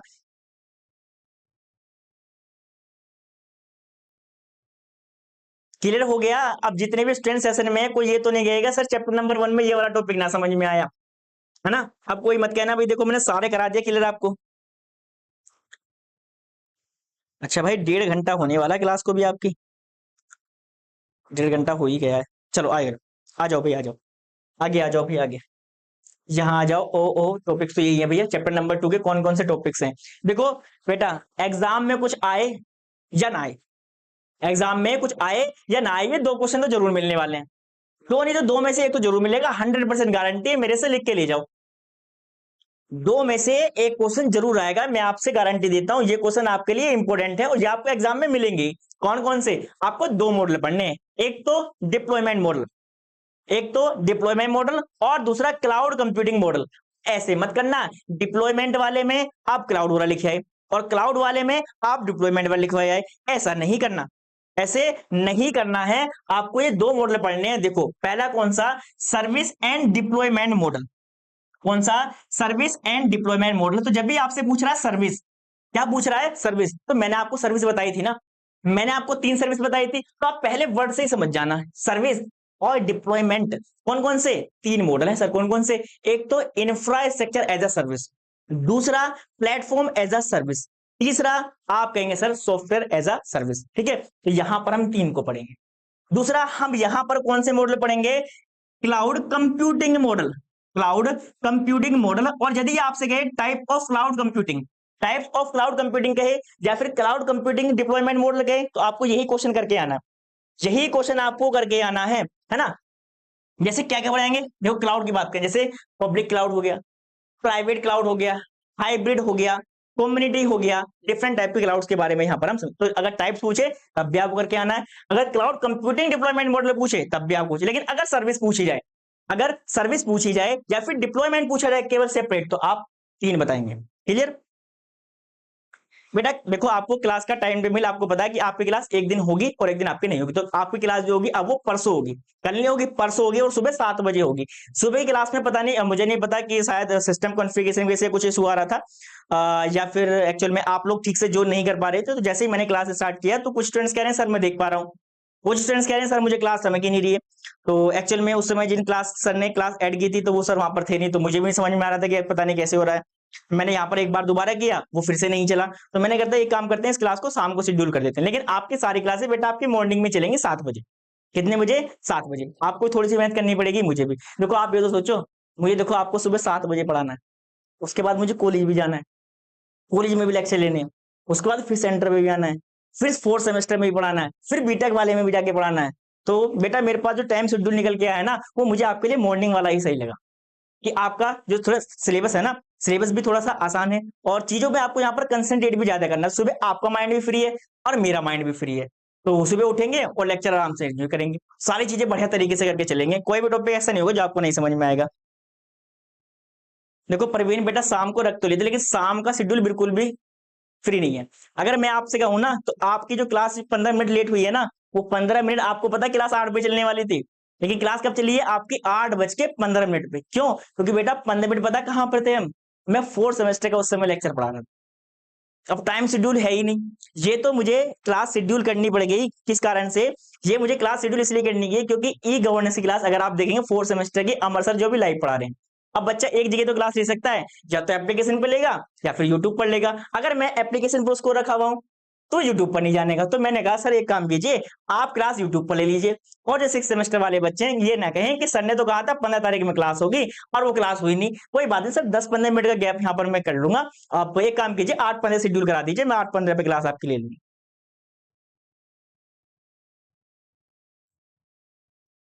अच्छा आपको नहीं पता था बेटा, मैं कॉलेज में पढ़ाता हूँ करीबन 6-7 साल से, तो टीचिंग एक्सपीरियंस थोड़ा सा है, ठीक ठाक पढ़ा लेता हूँ। तो वैसे कॉलेज की बात करें तो कॉलेज में मैं डिप्लोमा लेवल पे नहीं पढ़ाता, या तो बीटेक, एमसीए या फिर एमटेक, 3 ब्रांचेस को मैं ओनली कंसिडर करता हूँ। चलो आ जाओ भाई, आप यहाँ पर कॉलेज वाला कोई पढ़ाना तो आपको बीटेक में बहुत फायदा दूंगा। बीटेक करेंगे ना, आपको कोई ऐसा सब्जेक्ट नहीं होगा जो आपको बोरियत लगे, कितना भी न्यूमेरिकल हो, कितना भी थ्योरी हो, सब चीज एकदम परफेक्ट तरीके से है। चलो आ जाओ, सबसे पहले हम पढ़ेंगे क्या, क्लाउड कंप्यूटिंग सर्विसेज के बारे में। मैंने आपको बताया सर्विसेज के बारे में, 3 सर्विस में हम यहाँ पर कंसीडर करेंगे। देखो, क्लाउड सर्विस का उपयोग करके कंपनी को अपने सर्वर या स्टोरेज और मेंटेन करने की जरूरत नहीं होती है। सारा डेटा एप्लीकेशन ऑनलाइन स्टोर और एक्सेस किया जाता है। भाई सर्विस हम उससे ले रहे हैं, हम सर्विस उनसे ले रहे हैं, तो जब हम सर्विस लेते हैं ना, तो ना तो मुझे अपना सॉफ्टवेयर मेंटेन करने की जरूरत। मुझे आप एक बात बताओ कि आपके पास एक्चुअल में जो आप जीमेल यूज कर रहे हैं, या फिर आप गूगल फोटो यूज कर रहे हैं, या फिर इसके अलावा जो ड्राइव यूज कर रहे हैं, क्या आप उस खुद मेंटेन करते हैं? आप कहेंगे सर। क्या आप उसकी सिक्योरिटी मेंटेन करते हैं? आप कहेंगे सर नहीं। कौन मेंटेन कर रहा है? जो सर्विस प्रोवाइडर है। आप तो यहाँ पर कंप्लीट एप्लीकेशन यूज कर रहे हैं, यानी कंप्लीट सॉफ्टवेयर आप यूज कर रहे हैं, यहाँ पर आप कुछ मेंटेन नहीं कर रहे। अगर आप क्लाउड सर्विस प्रोवाइडर से स्टोरेज ले रहे हैं, सर्वर ले रहे हैं, इंफ्रास्ट्रक्चर ले रहे हैं, प्लेटफॉर्म ले रहे हैं, या फिर इसके अलावा आप कंप्लीट सॉफ्टवेयर भी ले रहे हैं, उसको मैनेज करने की रिस्पॉन्सिबिलिटी किसकी? आप कहेंगे सर इसको मैनेजमेंट कौन करेगा? आप कहेंगे सर कौन करेगा? जिससे हमने सर्विस ले रखी है। किससे ले रखी है? Cloud service provider. Different types की मैंने आपको बताया, अलीबाबा से ले लो, गूगल क्लाउड से ले लो, AWS से, जिससे आपने सर्विस लिया वही क्या करेगा, उसको वहां पर मेंटेन करेगा। चलो पहला समझेंगे भाई, infrastructure as a service. Infrastructure समझ में आ रहा ना भैया? किसी भी बिल्डिंग का ढांचा, अगर मैं आपसे कहूं कि आपको घर बनाना है, तो आपको क्या चाहिए? आपके सर सीमेंट लगेगा, ईंटें लगेंगी, रोड़ी लगेगी, है ना, थोड़ा सा डस्ट भी लगेगा, थोड़ा सा रेत भी लगेगा, तो ये क्या है? सरिया भी लगेगा। तो ये क्या? इंफ्रास्ट्रक्चर मटेरियल है। अगर मैं आपसे कहूं मेरे भाई कि आपको कोई आईटी कंपनी बनानी है, आईटी कंपनी के लिए इंफ्रास्ट्रक्चर क्या चाहिए? आप कहें सर इंफ्रास्ट्रक्चर की बात कर रहे हैं, तो सर जैसे स्टोरेज हो गया, जैसे सर्वर हो गए, है ना, स्टोरेज हो गया, सर्वर हो गए, या फिर कोई भी आपका नेटवर्किंग डिवाइसेस हो गया, ये सभी क्या है एक्चुअल में हमारे पास सर क्या है? इंफ्रास्ट्रक्चर है। तो यदि आप चाहते हैं कि मैं अपना प्लेटफॉर्म, यानी कि प्लेटफॉर्म का मतलब इस ऑपरेटिंग सिस्टम पर आप उसको एग्जीक्यूट कर रहे हैं, तो उसे आप खुद मेंटेन करेंगे, अपना कंप्लीट डेटा भी आप खुद मेंटेन करेंगे। लेकिन आप कर रहे हैं कि भैया सारी चीज तो मेरे पास है, मेरे पास पता है किस प्लेटफॉर्म पर मुझे इसको एग्जीक्यूट कराना है, मुझे डेटा किस तरीके से मैनेजमेंट करना है, लेकिन मैं क्या कर रहा हूं एक्चुअल में, जो क्लाउड सर्विस प्रोवाइडर है उससे कह रहा हूं कि भाई मुझे 10 TB स्टोरेज दे दो, 4 सर्वर दे दो, और 3 मुझे क्या दे दो एक्चुअल में यहाँ पर नेटवर्क डिवाइसेस दे दो। तो यहाँ पर मैं क्या कर रहा हूँ? एज अ इंफ्रास्ट्रक्चर की यहाँ पर मैं सर्विस ले रहा हूँ। तो आप कहेंगे जो प्रोवाइडर है, तो क्या सर मेरा प्लेटफॉर्म मेंटेन करेगा? बिल्कुल भी नहीं। क्या मेरे डेटा को मेंटेन करेगा? बिल्कुल भी नहीं। तो वो किसे मेंटेन करेगा? केवल और केवल इंफ्रास्ट्रक्चर को, जो आपने जो सर्विस ली है। आपने क्या लिया है? स्टोरेज लिए, सर्वर लिए हैं, या फिर इसके अलावा नेटवर्किंग डिवाइसेस लिए हैं, इन्हीं को मेंटेन करेगा। इसके अलावा वो किसी को भी यहाँ पर मेंटेन नहीं करेगा। सारे पॉइंट्स देखो एक ही बार में आ जाएंगे समझ में। देखो, इंफ्रास्ट्रक्चर एज अ सर्विस एक क्लाउड कंप्यूटिंग मॉडल, जिसे हम इंटरनेट के माध्यम से वर्चुअल सर्वर हमें लेना हो, या फिर स्टोरेज लेना हो, या फिर नेटवर्किंग, और या फिर अन्य कोई कंप्यूटिंग डिवाइस यदि हमें उपलब्ध कराए जाते हैं, इन्हें हम खुद हार्डवेयर खरीदने और मेंटेन करने की जरूरत नहीं है। आपको ऐसा नहीं है फिजिकली हार्डवेयर या फिर सर्वर आपको परचेज करने हैं, या फिर इन्हें खुद को आपको मैनेज करना है। नहीं भाई, आपको खुद से नहीं करना है, बल्कि हम जरूरत के अनुसार इन्हें किराए बेस पर ले सकते हैं। भाई एक ये डायग्राम याद रखिएगा। देखो, ये डायग्राम आपको याद रखना है, और इसी डायग्राम को हम तीनों सर्विस के अंदर बिल्कुल अच्छे से पढ़ेंगे, इसी को हम समझेंगे। चलो देखो, देखो यहाँ पर सबसे पहले नेटवर्क मतलब आप कहें सर कोई भी नेटवर्किंग डिवाइस, इसके अलावा स्टोरेज, इसके अलावा सर्वर, या फिर वर्चुअलाइजेशन। तो आप कहें सर वर्चुअलाइजेशन एक ऐसा सॉफ्टवेयर है, वर्चुअलाइजेशन क्या है? एक ऐसा सॉफ्टवेयर है जहां पर हम एक सिंगल मशीन की कह सकते हैं डिफरेंट वर्चुअल मशीन वहां पर क्रिएट करते हैं, जिससे हम उन डिफरेंट वर्चुअल मशीन पर डिफरेंट कह सकते हैं ऑपरेटिंग सिस्टम को इंस्टॉल करके वहां पर एग्जीक्यूट कर सकते हैं। तो भैया आपका जो नेटवर्किंग है, नेटवर्किंग कोई डिवाइस हो, स्टोरेज हो, सर्वर हो, वर्चुअलाइजेशन हो, इसे मैनेज कौन कर रहा है? वेंडर मतलब जिससे आपने सर्विस लिया है। इसके अलावा आपका ऑपरेटिंग सिस्टम कौन सा है भाई? ऑपरेटिंग सिस्टम हो सकता है आप विंडोज कर रहे हो, लिनक्स यूज कर रहे हो, है ना, या फिर इसके अलावा ubuntu आप यूज कर रहे हो, तो जो भी आप यूज कर रहे हैं उसको मेंटेन कौन करेगा? आप। Middleware, run time environment, data, application, ये सारी चीजें भैया मैनेज की जाएंगी किसके द्वारा? आपके द्वारा। यहां पर लिखा है मैनेज बाय यू। ये सारा काम किससे करना है? आपको मैनेज करना है। मुझे बताओ इंफ्रास्ट्रक्चर एज अ सर्विस किस स्टूडेंट्स को अब समझ में नहीं आया? कोई ऐसा स्टूडेंट जो कहे सर मुझे ये वाली सर्विस नहीं समझ में आई।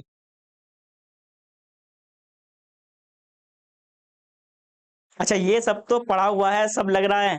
तो बेटा पढ़ा हुआ तो हो गई, अगर आपने एप्लीकेशन पे कोर्स ले रखा है तो वहां पर मैंने चीजें बहुत ज्यादा डिटेल में करा रखी हैं।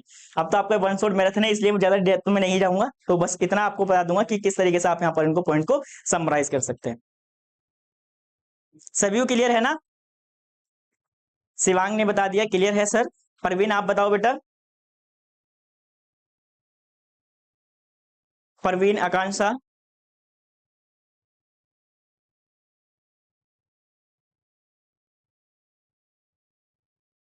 मिडलवेयर पढ़ाएंगे बेटा, मिडलवेयर पढ़ाएंगे। एक बार और बता दें। एक बार और बताने का मतलब समझ लो कि भैया अगर आप इंफ्रास्ट्रक्चर, जैसे आपको स्टोरेज चाहिए, आपको नेटवर्किंग डिवाइसेस चाहिए, या फिर आपको एक्चुअल में क्या करनी है, स्टोरेज परचेस करनी है, तो ये सर्विस आप ले रहे हैं किससे? प्रोवाइडर से। तो इन सबको मैनेजमेंट करने का काम तो किसका है? वेंडर का, जिससे आपने सर्विस ली है। बाकी आपका ऑपरेटिंग सिस्टम है ना, middleware, run time environment, data, application, ये सारा मैनेज कौन करेगा? आप। कौन मैनेज करेगा? इसे मैनेजमेंट करेंगे बेटा आप। चलो आगे आ जाओ, दूसरी सर्विस हम समझते हैं। इसको एडवांटेज क्या है? पहला, लो कॉस्ट। लो कॉस्ट क्यों? क्या आपको कोई हार्डवेयर खरीदना है? आप कहेंगे सर नहीं, कोई भी हार्डवेयर खरीदना नहीं पड़ता, हमारे पास यहाँ पर पैसे बच जाते हैं। दूसरा, स्केलेबिलिटी, हमें 10 सर्वर चाहिए 10 ले सकते हैं, 5 चाहिए 5 ले सकते हैं, यानी कि जितनी रिक्वायरमेंट उसके हिसाब से इंक्रीज या फिर डिक्रीज कर सकते हैं। मेंटेनेंस करने की जरूरत क्या? आपको यहाँ पर अपनी हार्डवेयर डिवाइस जो भी आपने लिए उसको मेंटेन करना नहीं भाई, मेंटेन कौन करेगा? वेंडर करेगा। मुझे तो अपना प्लेटफॉर्म और मेरा डेटा उसको मैनेज करना है, लेकिन इंफ्रास्ट्रक्चर कौन मैनेज करेगा? मेरा वेंडर। तो हार्डवेयर और नेटवर्किंग डिवाइस की देखभाल यहाँ पर कौन करता है? आपका प्रोवाइडर करता है। कुछ ड्रॉबैक क्या है? इंटरनेट डिपेंडेंसी, बिना इंटरनेट के थ्रू आप यहाँ पर जितने रिसोर्स आपने लिए उनको आप एक्सेस नहीं कर सकते। सिक्योरिटी रिस्क भी रहता है कि भैया अगर आपने खुद की हार्ड डिस्क में अपना डेटा सेव कर रखा है तो ये आपका ज्यादा सिक्योर है। अगर वही डेटा आपने क्लाउड पर स्टोर कर रखा है,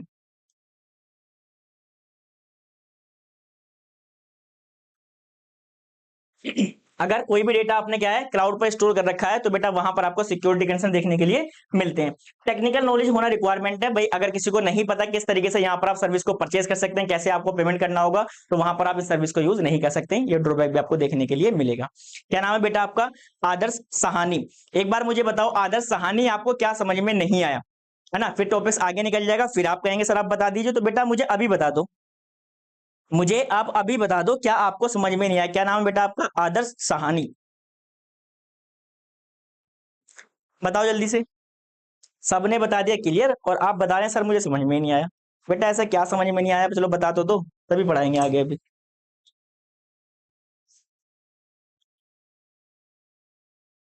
जल्दी बताओ बेटा।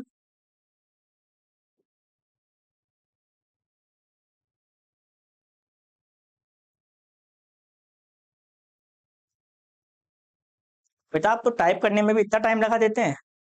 अगर नहीं समझ में आया तो मैंने आपसे कहा ना बेटा, जो चीज ना समझ में आए ऐसा मत कहा करो सर मुझे नहीं समझ में आया, ऐसे कहा करो सर मुझे ये चीज नहीं समझ में आई, इसे दोबारा बता दो, जिससे मुझे एक मैसेज को 2 बार ना पढ़ना पड़े।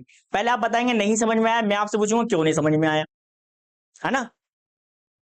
चलो इतने आप टाइप कीजिए, इतने हम चलते हैं आगे। Platform as a service. देखो एक बात क्लियर रखना आप, कि अगर आपने लिया platform as a service, cloud से आपने क्या लिया? प्लेटफॉर्म, यानी कि ऑपरेटिंग सिस्टम। आप चाहते हैं कि जो मेरा प्लेटफॉर्म है ना, यानी कि जो ऑपरेटिंग सिस्टम है, उसे भी कौन मैनेज करे? आपका वेंडर ही मैनेज करे। कौन करे? उसे ही सर एक्चुअली मेरा वेंडर मेंटेन करे। अब एक बार मुझे बताओ कि सर अगर मैंने क्लाउड से लिया है, अगर मैंने क्लाउड से सर्विस लिया, कैसा? प्लेटफॉर्म एज अ सर्विस, तो प्लेटफॉर्म के अलावा क्या वो केवल प्लेटफॉर्म में मेंटेन करेगा, मेरा इंफ्रास्ट्रक्चर मेंटेन नहीं करेगा? बिल्कुल ऐसा नहीं है बेटा। अगर आपने लिया है, अगर आपने कोई हाईएस्ट लेवल वाला लिया है, अगर आपने कोई हाईएस्ट लेवल वाला लिया है, यानी कि अगर आपने लिया क्या? प्लेटफॉर्म एज अ सर्विस, तो प्लेटफॉर्म लेने के बाद, प्लेटफॉर्म सर्विस लेने के बाद जितना भी आपका क्या होगा? इंफ्रास्ट्रक्चर होगा, इंफ्रास्ट्रक्चर वाली सर्विस, क्या आपका स्टोरेज है, आपके सर्वर्स हैं, या फिर आपका नेटवर्किंग है, ये भी क्या है मेंटेन किया जाएगा किसके द्वारा, ये भी मेंटेन किया जाएगा किसके द्वारा, आपने सर एक्चुअली वेंडर के द्वारा। तो वेंडर क्या करेगा, अगर आप प्लेटफॉर्म एज अ सर्विस आप ले रहे हैं तो कंप्लीट आपके इंफ्रास्ट्रक्चर को मेंटेन करेगा और आपके प्लेटफॉर्म यानी कि उस ऑपरेटिंग सिस्टम को भी मेंटेन करेगा जहां पर आप उसको एग्जीक्यूट करने वाले हैं। सर हमारा काम क्या है, हम काम क्या करेंगे, केवल हम अपना डेटा और एप्लीकेशन यानी कि किस एप्लीकेशन का हम यूज कर रहे हैं और हमारा डेटा क्या है उसको मैनेज तो करेंगे हम, और कंप्लीट हमारा इंफ्रास्ट्रक्चर चाहे नेटवर्किंग हो चाहे स्टोरेज हो या इसके अलावा हमारा कोई भी क्या हो एक्चुअल में मिडिलवेयर हो या फिर ऑपरेटिंग सिस्टम हो, ठीक है, इसको मैनेजमेंट कौन करेगा, आप सर एक्चुअल में वेंडर करेगा, है ना। तो देखो यही पॉइंट्स यहां पर मेंशन है। प्लेटफॉर्म एज अ सर्विस एक क्लाउड सर्विस मॉडल है जिसमें डेवलपर को एप्लीकेशन बनाने के लिए, टेस्ट करने के लिए, डिप्लॉयमेंट करने के लिए एक रेडीमेड प्लेटफॉर्म दिया जाता है, यानी कि एक आपको प्लेटफॉर्म दिया जाएगा, एक ऑपरेटिंग सिस्टम दिया जाएगा जहां पर आप किसी नई एप्लीकेशन को बना सकते हैं, या फिर जो भी आपने एप्लीकेशन बनाई उसको आप एग्जीक्यूट करना चाहते हैं तो बेटा आप उसको एग्जीक्यूट भी कर सकते हैं। इसमें hardware, operating system, database, development tools पहले से क्या है मौजूद है, जितने भी हार्डवेयर है ना तो इंफ्रास्ट्रक्चर जो है पहले से ही है इसके अंदर, डेटाबेस भी है, डेवलपमेंट टूल्स भी है, ये आपको पहले से यहाँ पर प्रोवाइड किए जाएंगे, जिससे डेवलपर को सिर्फ क्या है अपना कोड पर ही क्या करना होगा बेटा, आपको फोकस करना होगा। तो देखो यहां पर मैंने देखो यहां पर ये देखो रन टाइम हो गया, मिडलवेयर हो गया, ऑपरेटिंग सिस्टम हो गया, वर्चुअलाइजेशन, सर्वर, स्टोरेज, नेटवर्क। तो आप सर देखो इतना वाला पार्ट, ये यहां से यहां तक वाला पार्ट, यही तो इंफ्रास्ट्रक्चर है, यही तो इंफ्रास्ट्रक्चर, तो इसे ये मैनेज कर रहा है। अगर मैं यहां से यहां कहूं सर यही तो क्या है प्लेटफॉर्म, यहां पर ऐसे लिखता हूं, यहां पर प्लेटफॉर्म है ना, और ये क्या है इंफ्रा,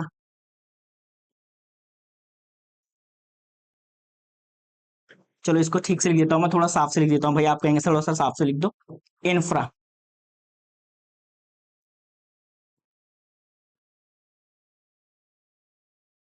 तो भैया आपका कंप्लीट इंफ्रास्ट्रक्चर और आपका प्लेटफॉर्म ये दोनों मैनेज किसके द्वारा किया जा रहा है, वेंडर के द्वारा। आपको अपना डेटा और एप्लीकेशन मैनेज करना है किसके द्वारा, यू यानी कि आपके द्वारा।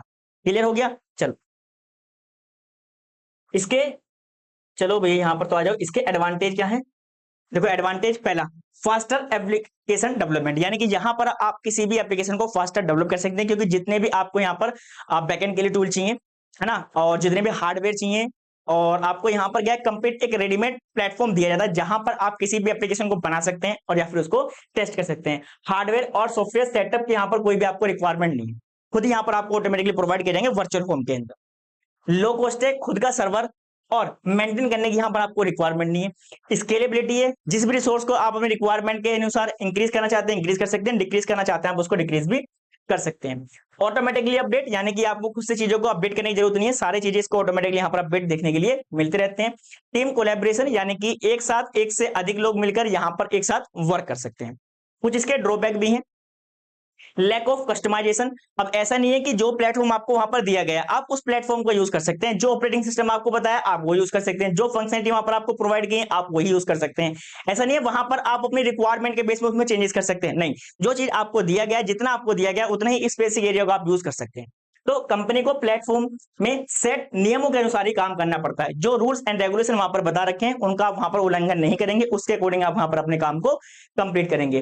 वेंडर लॉक इन, यानी कि सपोज करो अगर आपने गूगल क्लाउड से आपने सर्विस ले रखी है और यदि आपको अब जाना है AWS पे, तो वहां पर आपको शिफ्ट करने में थोड़ा सा इशू आएगा, है ना। तो एक बार किसी क्लाउड प्रोवाइडर का उपयोग करने के बाद दूसरे पर स्विच करने में क्या आपको यहाँ पर डिफिकल्टी मिलती है। जैसे अगर मैं आपसे कहूं कि मैंने जो अपना सारा डेटा है ना सपोज करो एपेक्स से ले रखा है ना, अब एपेक्स वाले से जो दे रखा है भैया, अगर मैं आपसे कहता हूं कि भैया क्या मुझे डोमेन दे रखा है, नहीं भाई अभी डोमेन किस पे है, अभी डोमेन किसके पास है, तो डोमेन मिलेगा किसके पास, आप कहेंगे सर एक्चुअल में आपके एपेक्स के पास। सर क्या मैं आपका डोमेन चेक कर सकता हूं, बिल्कुल कर सकते हैं। कैसे चेक करेंगे, कैसे चेक करते हैं भाई डोमेन, किसी को आता है डोमेन चेक करना, आप कहें सर मुझे आता है, कैसे, देखो सर मैं क्या करूंगा, सबसे पहले जाऊंगा प्ले स्टोर पर, और प्ले स्टोर पर जाने के बाद वहां पर सर्च करूंगा सेमेस्टर एप्लीकेशन, और जैसे सेमेस्टर एप्लीकेशन मैंने सर्च किया ना तो वहां पर नीचे दिखाएगा एपेक्स, यानी कि ये जो सेमेस्टर एप्लीकेशन है कहां चल रही है, एपेक्स पे चल रही है, मेरा खुद का डोमेन नहीं है, मेरा खुद का डोमेन नहीं है।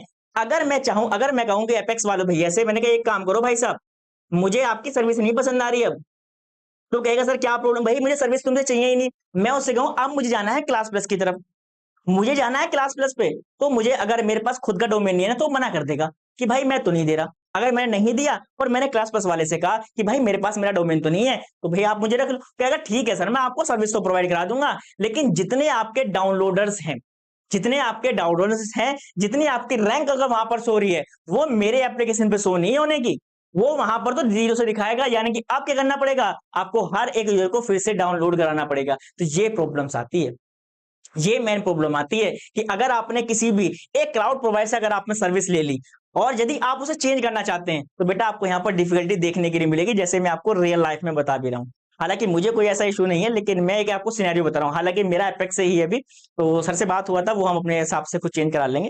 तो जिससे आप चीजों को अच्छे समझ पाए, तो मैंने आपको इस तरीके से एग्जाम्पल दिया। क्लियर बेटा, आप तो समझ में आ गया ना कि वेंडर लॉक-इन क्या होता है, वेंडर लॉक-इन क्या होता है, कैसे हमें प्रॉब्लम देखने के लिए मिल सकती है।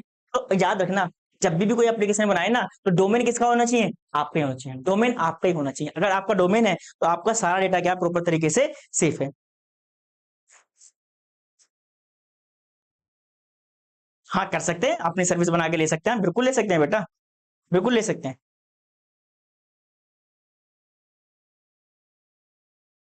आगे आ जाओ भाई, यहाँ पर कौन सा, software as a service. Software as a service में मैंने सोचा कि भाई मैंने अगर लिया प्लेटफॉर्म, अगर मैंने प्लेटफॉर्म एज ए सर्विस उनसे ले लिया तो वहां पर मुझे क्या क्या फायदा मिल रहा है। आपने सर अगर आपने सॉफ्टवेयर एज ए सर्विस लिया तो आपको ना तो ऑपरेटिंग सिस्टम मैनेजमेंट करना, और ना ही कोई आपको हार्डवेयर डिवाइस आपको मेंटेन करनी, और ना ही सर्वर, ना ही आपको स्टोरेज, सारी चीजें कौन कर रहा है, वेंडर कर रहा है। लेकिन यार मुझे फिर भी करना पड़ रहा है, मेरी एप्लीकेशन और मेरे डेटा और जो सोर्स कोड में लिख रहा हूँ मुझे खुद से मेंटेन करना पड़ रहा है। तो क्या कोई ऐसा ऑप्शन नहीं है जिससे कंप्लीट मुझे एप्लीकेशन मिल जाए, मैं तो क्या कर सकूंगा और यूज कर सकूं, ना तो मुझे उसका, ना तो मुझे उसका एक्चुअल में प्लेटफॉर्म मेंटेन करना हो, ना मुझे उसका इंफ्रास्ट्रक्चर मेंटेन करना हो, ना मुझे उसके डेटा या फिर एप्लीकेशन को मेंटेन करना हो। तो यदि आप क्लाउड प्रोवाइडर से एक ऐसी सर्विस लेते हैं, यानी कि एक कंपनी सॉफ्टवेयर लेते हैं, उनसे कहते हैं आप कि भाई मैं तो केवल क्या करूंगा, इस पर्टिकुलर सॉफ्टवेयर को यूज करूंगा, ना तो मैं इसके हार्डवेयर को मेंटेन करने का, ना मैं ऑपरेटिंग सिस्टम को मेंटेन करने का, और ना मैं अपने डेटा को मेंटेन करने का, तो उसे ही हम क्या बोलते हैं, सॉफ्टवेयर एज अ सर्विस। तो अगर मैं आपसे कहूं कि जो एपेक्स है, मैं एपेक्स से किस टाइप की सर्विस ले रहा हूं, एपेक्स से मैं किस टाइप की सर्विस ले रहा हूं, तो आप में सर एपेक्स से आप सर्विस ले रहे हैं कैसे, सॉफ्टवेयर एज अ सर्विस। मैंने कह दिया कि भाई मुझे एक एप्लीकेशन बना के दे दो जिस एप्लीकेशन पे मैं अपने लेक्चर को अपलोड कर सकूं, और जितने भी यूजर्स हैं, जितने भी स्टूडेंट्स हैं, वो सभी उस डेटा को वहां से एक्सेस कर सके। तो क्या यहां पर मैं एक्चुअल में जितने भी मेरे पास क्या है हार्डवेयर रिसोर्स, यानी कि जो इंफ्रास्ट्रक्चर है, क्या मैं उनके सर्वर को मेंटेन कर रहा हूं, मुझे क्या जरूरत पड़ी है, भाई पैसे ले रहे हो खुद करो।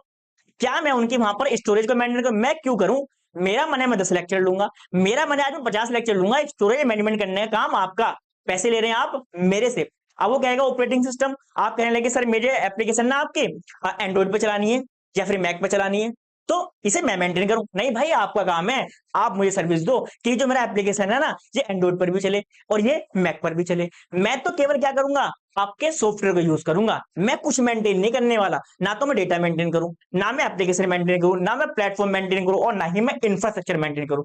इस सर्विस को क्या बोलते हैं, सॉफ्टवेयर एज अ सर्विस, है ना। समझो, देखो सास एक ऐसा क्लाउड कंप्यूटिंग मॉडल जिसमें सॉफ्टवेयर को डाउनलोड या इंस्टॉल करने की जरूरत नहीं, सीधे इंटरनेट के जरिए इसे इस्तेमाल किया जा सकता है।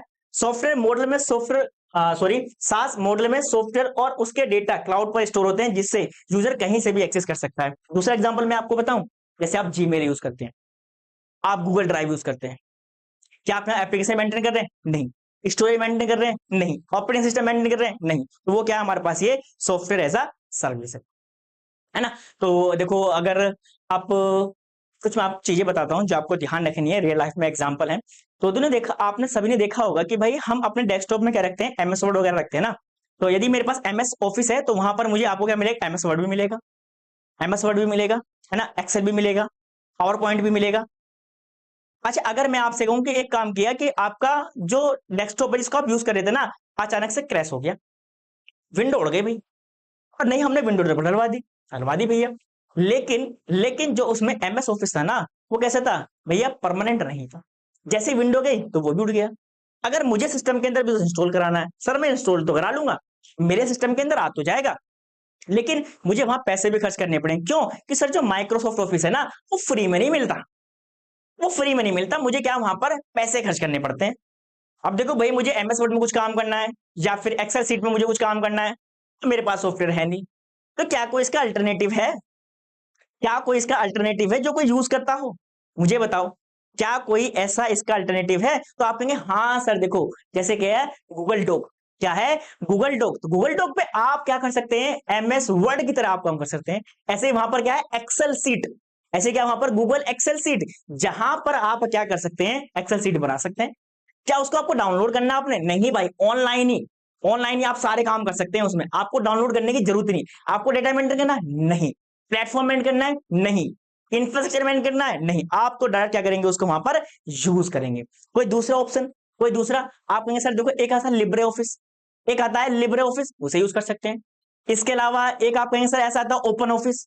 बेटा बहुत सारे अल्टरनेटिव्स हैं, लेकिन चीजों को आपको समझना पड़ेगा, इसको थोड़ा सा खोलना पड़ेगा। जितना आप माइंड को खोल कर रखेंगे ना, चीजों को जितना सीखेंगे, आप मैकेनिकल ब्रांच से नहीं है, आप इलेक्ट्रिकल ब्रांच से नहीं है, या फिर सिविल ब्रांच से नहीं है कि पहले आपको कंप्लीट मकान बना के दिखाना पड़ेगा। आप जब इंटरव्यू देने जाएंगे ना, अब आपका हो गया फाइनल ईयर, जब आप इंटरव्यू देने जाएंगे ना, आपसे पूछेंगे क्या स्किल आती है, आपने सर ये स्किल आता है। ये रखा भाई आपके सामने डेस्कटॉप, क्या रखा? ये रखा आपके सामने डेस्कटॉप, काम करके दिखाओ। ये पर्टिकुलर आप चीज करें, करो इंप्लीमेंट, करो इसे इंप्लीमेंट। अगर आपको आता है तो अच्छा है, अगर नहीं आता तो ये दिक्कत है ना। चलो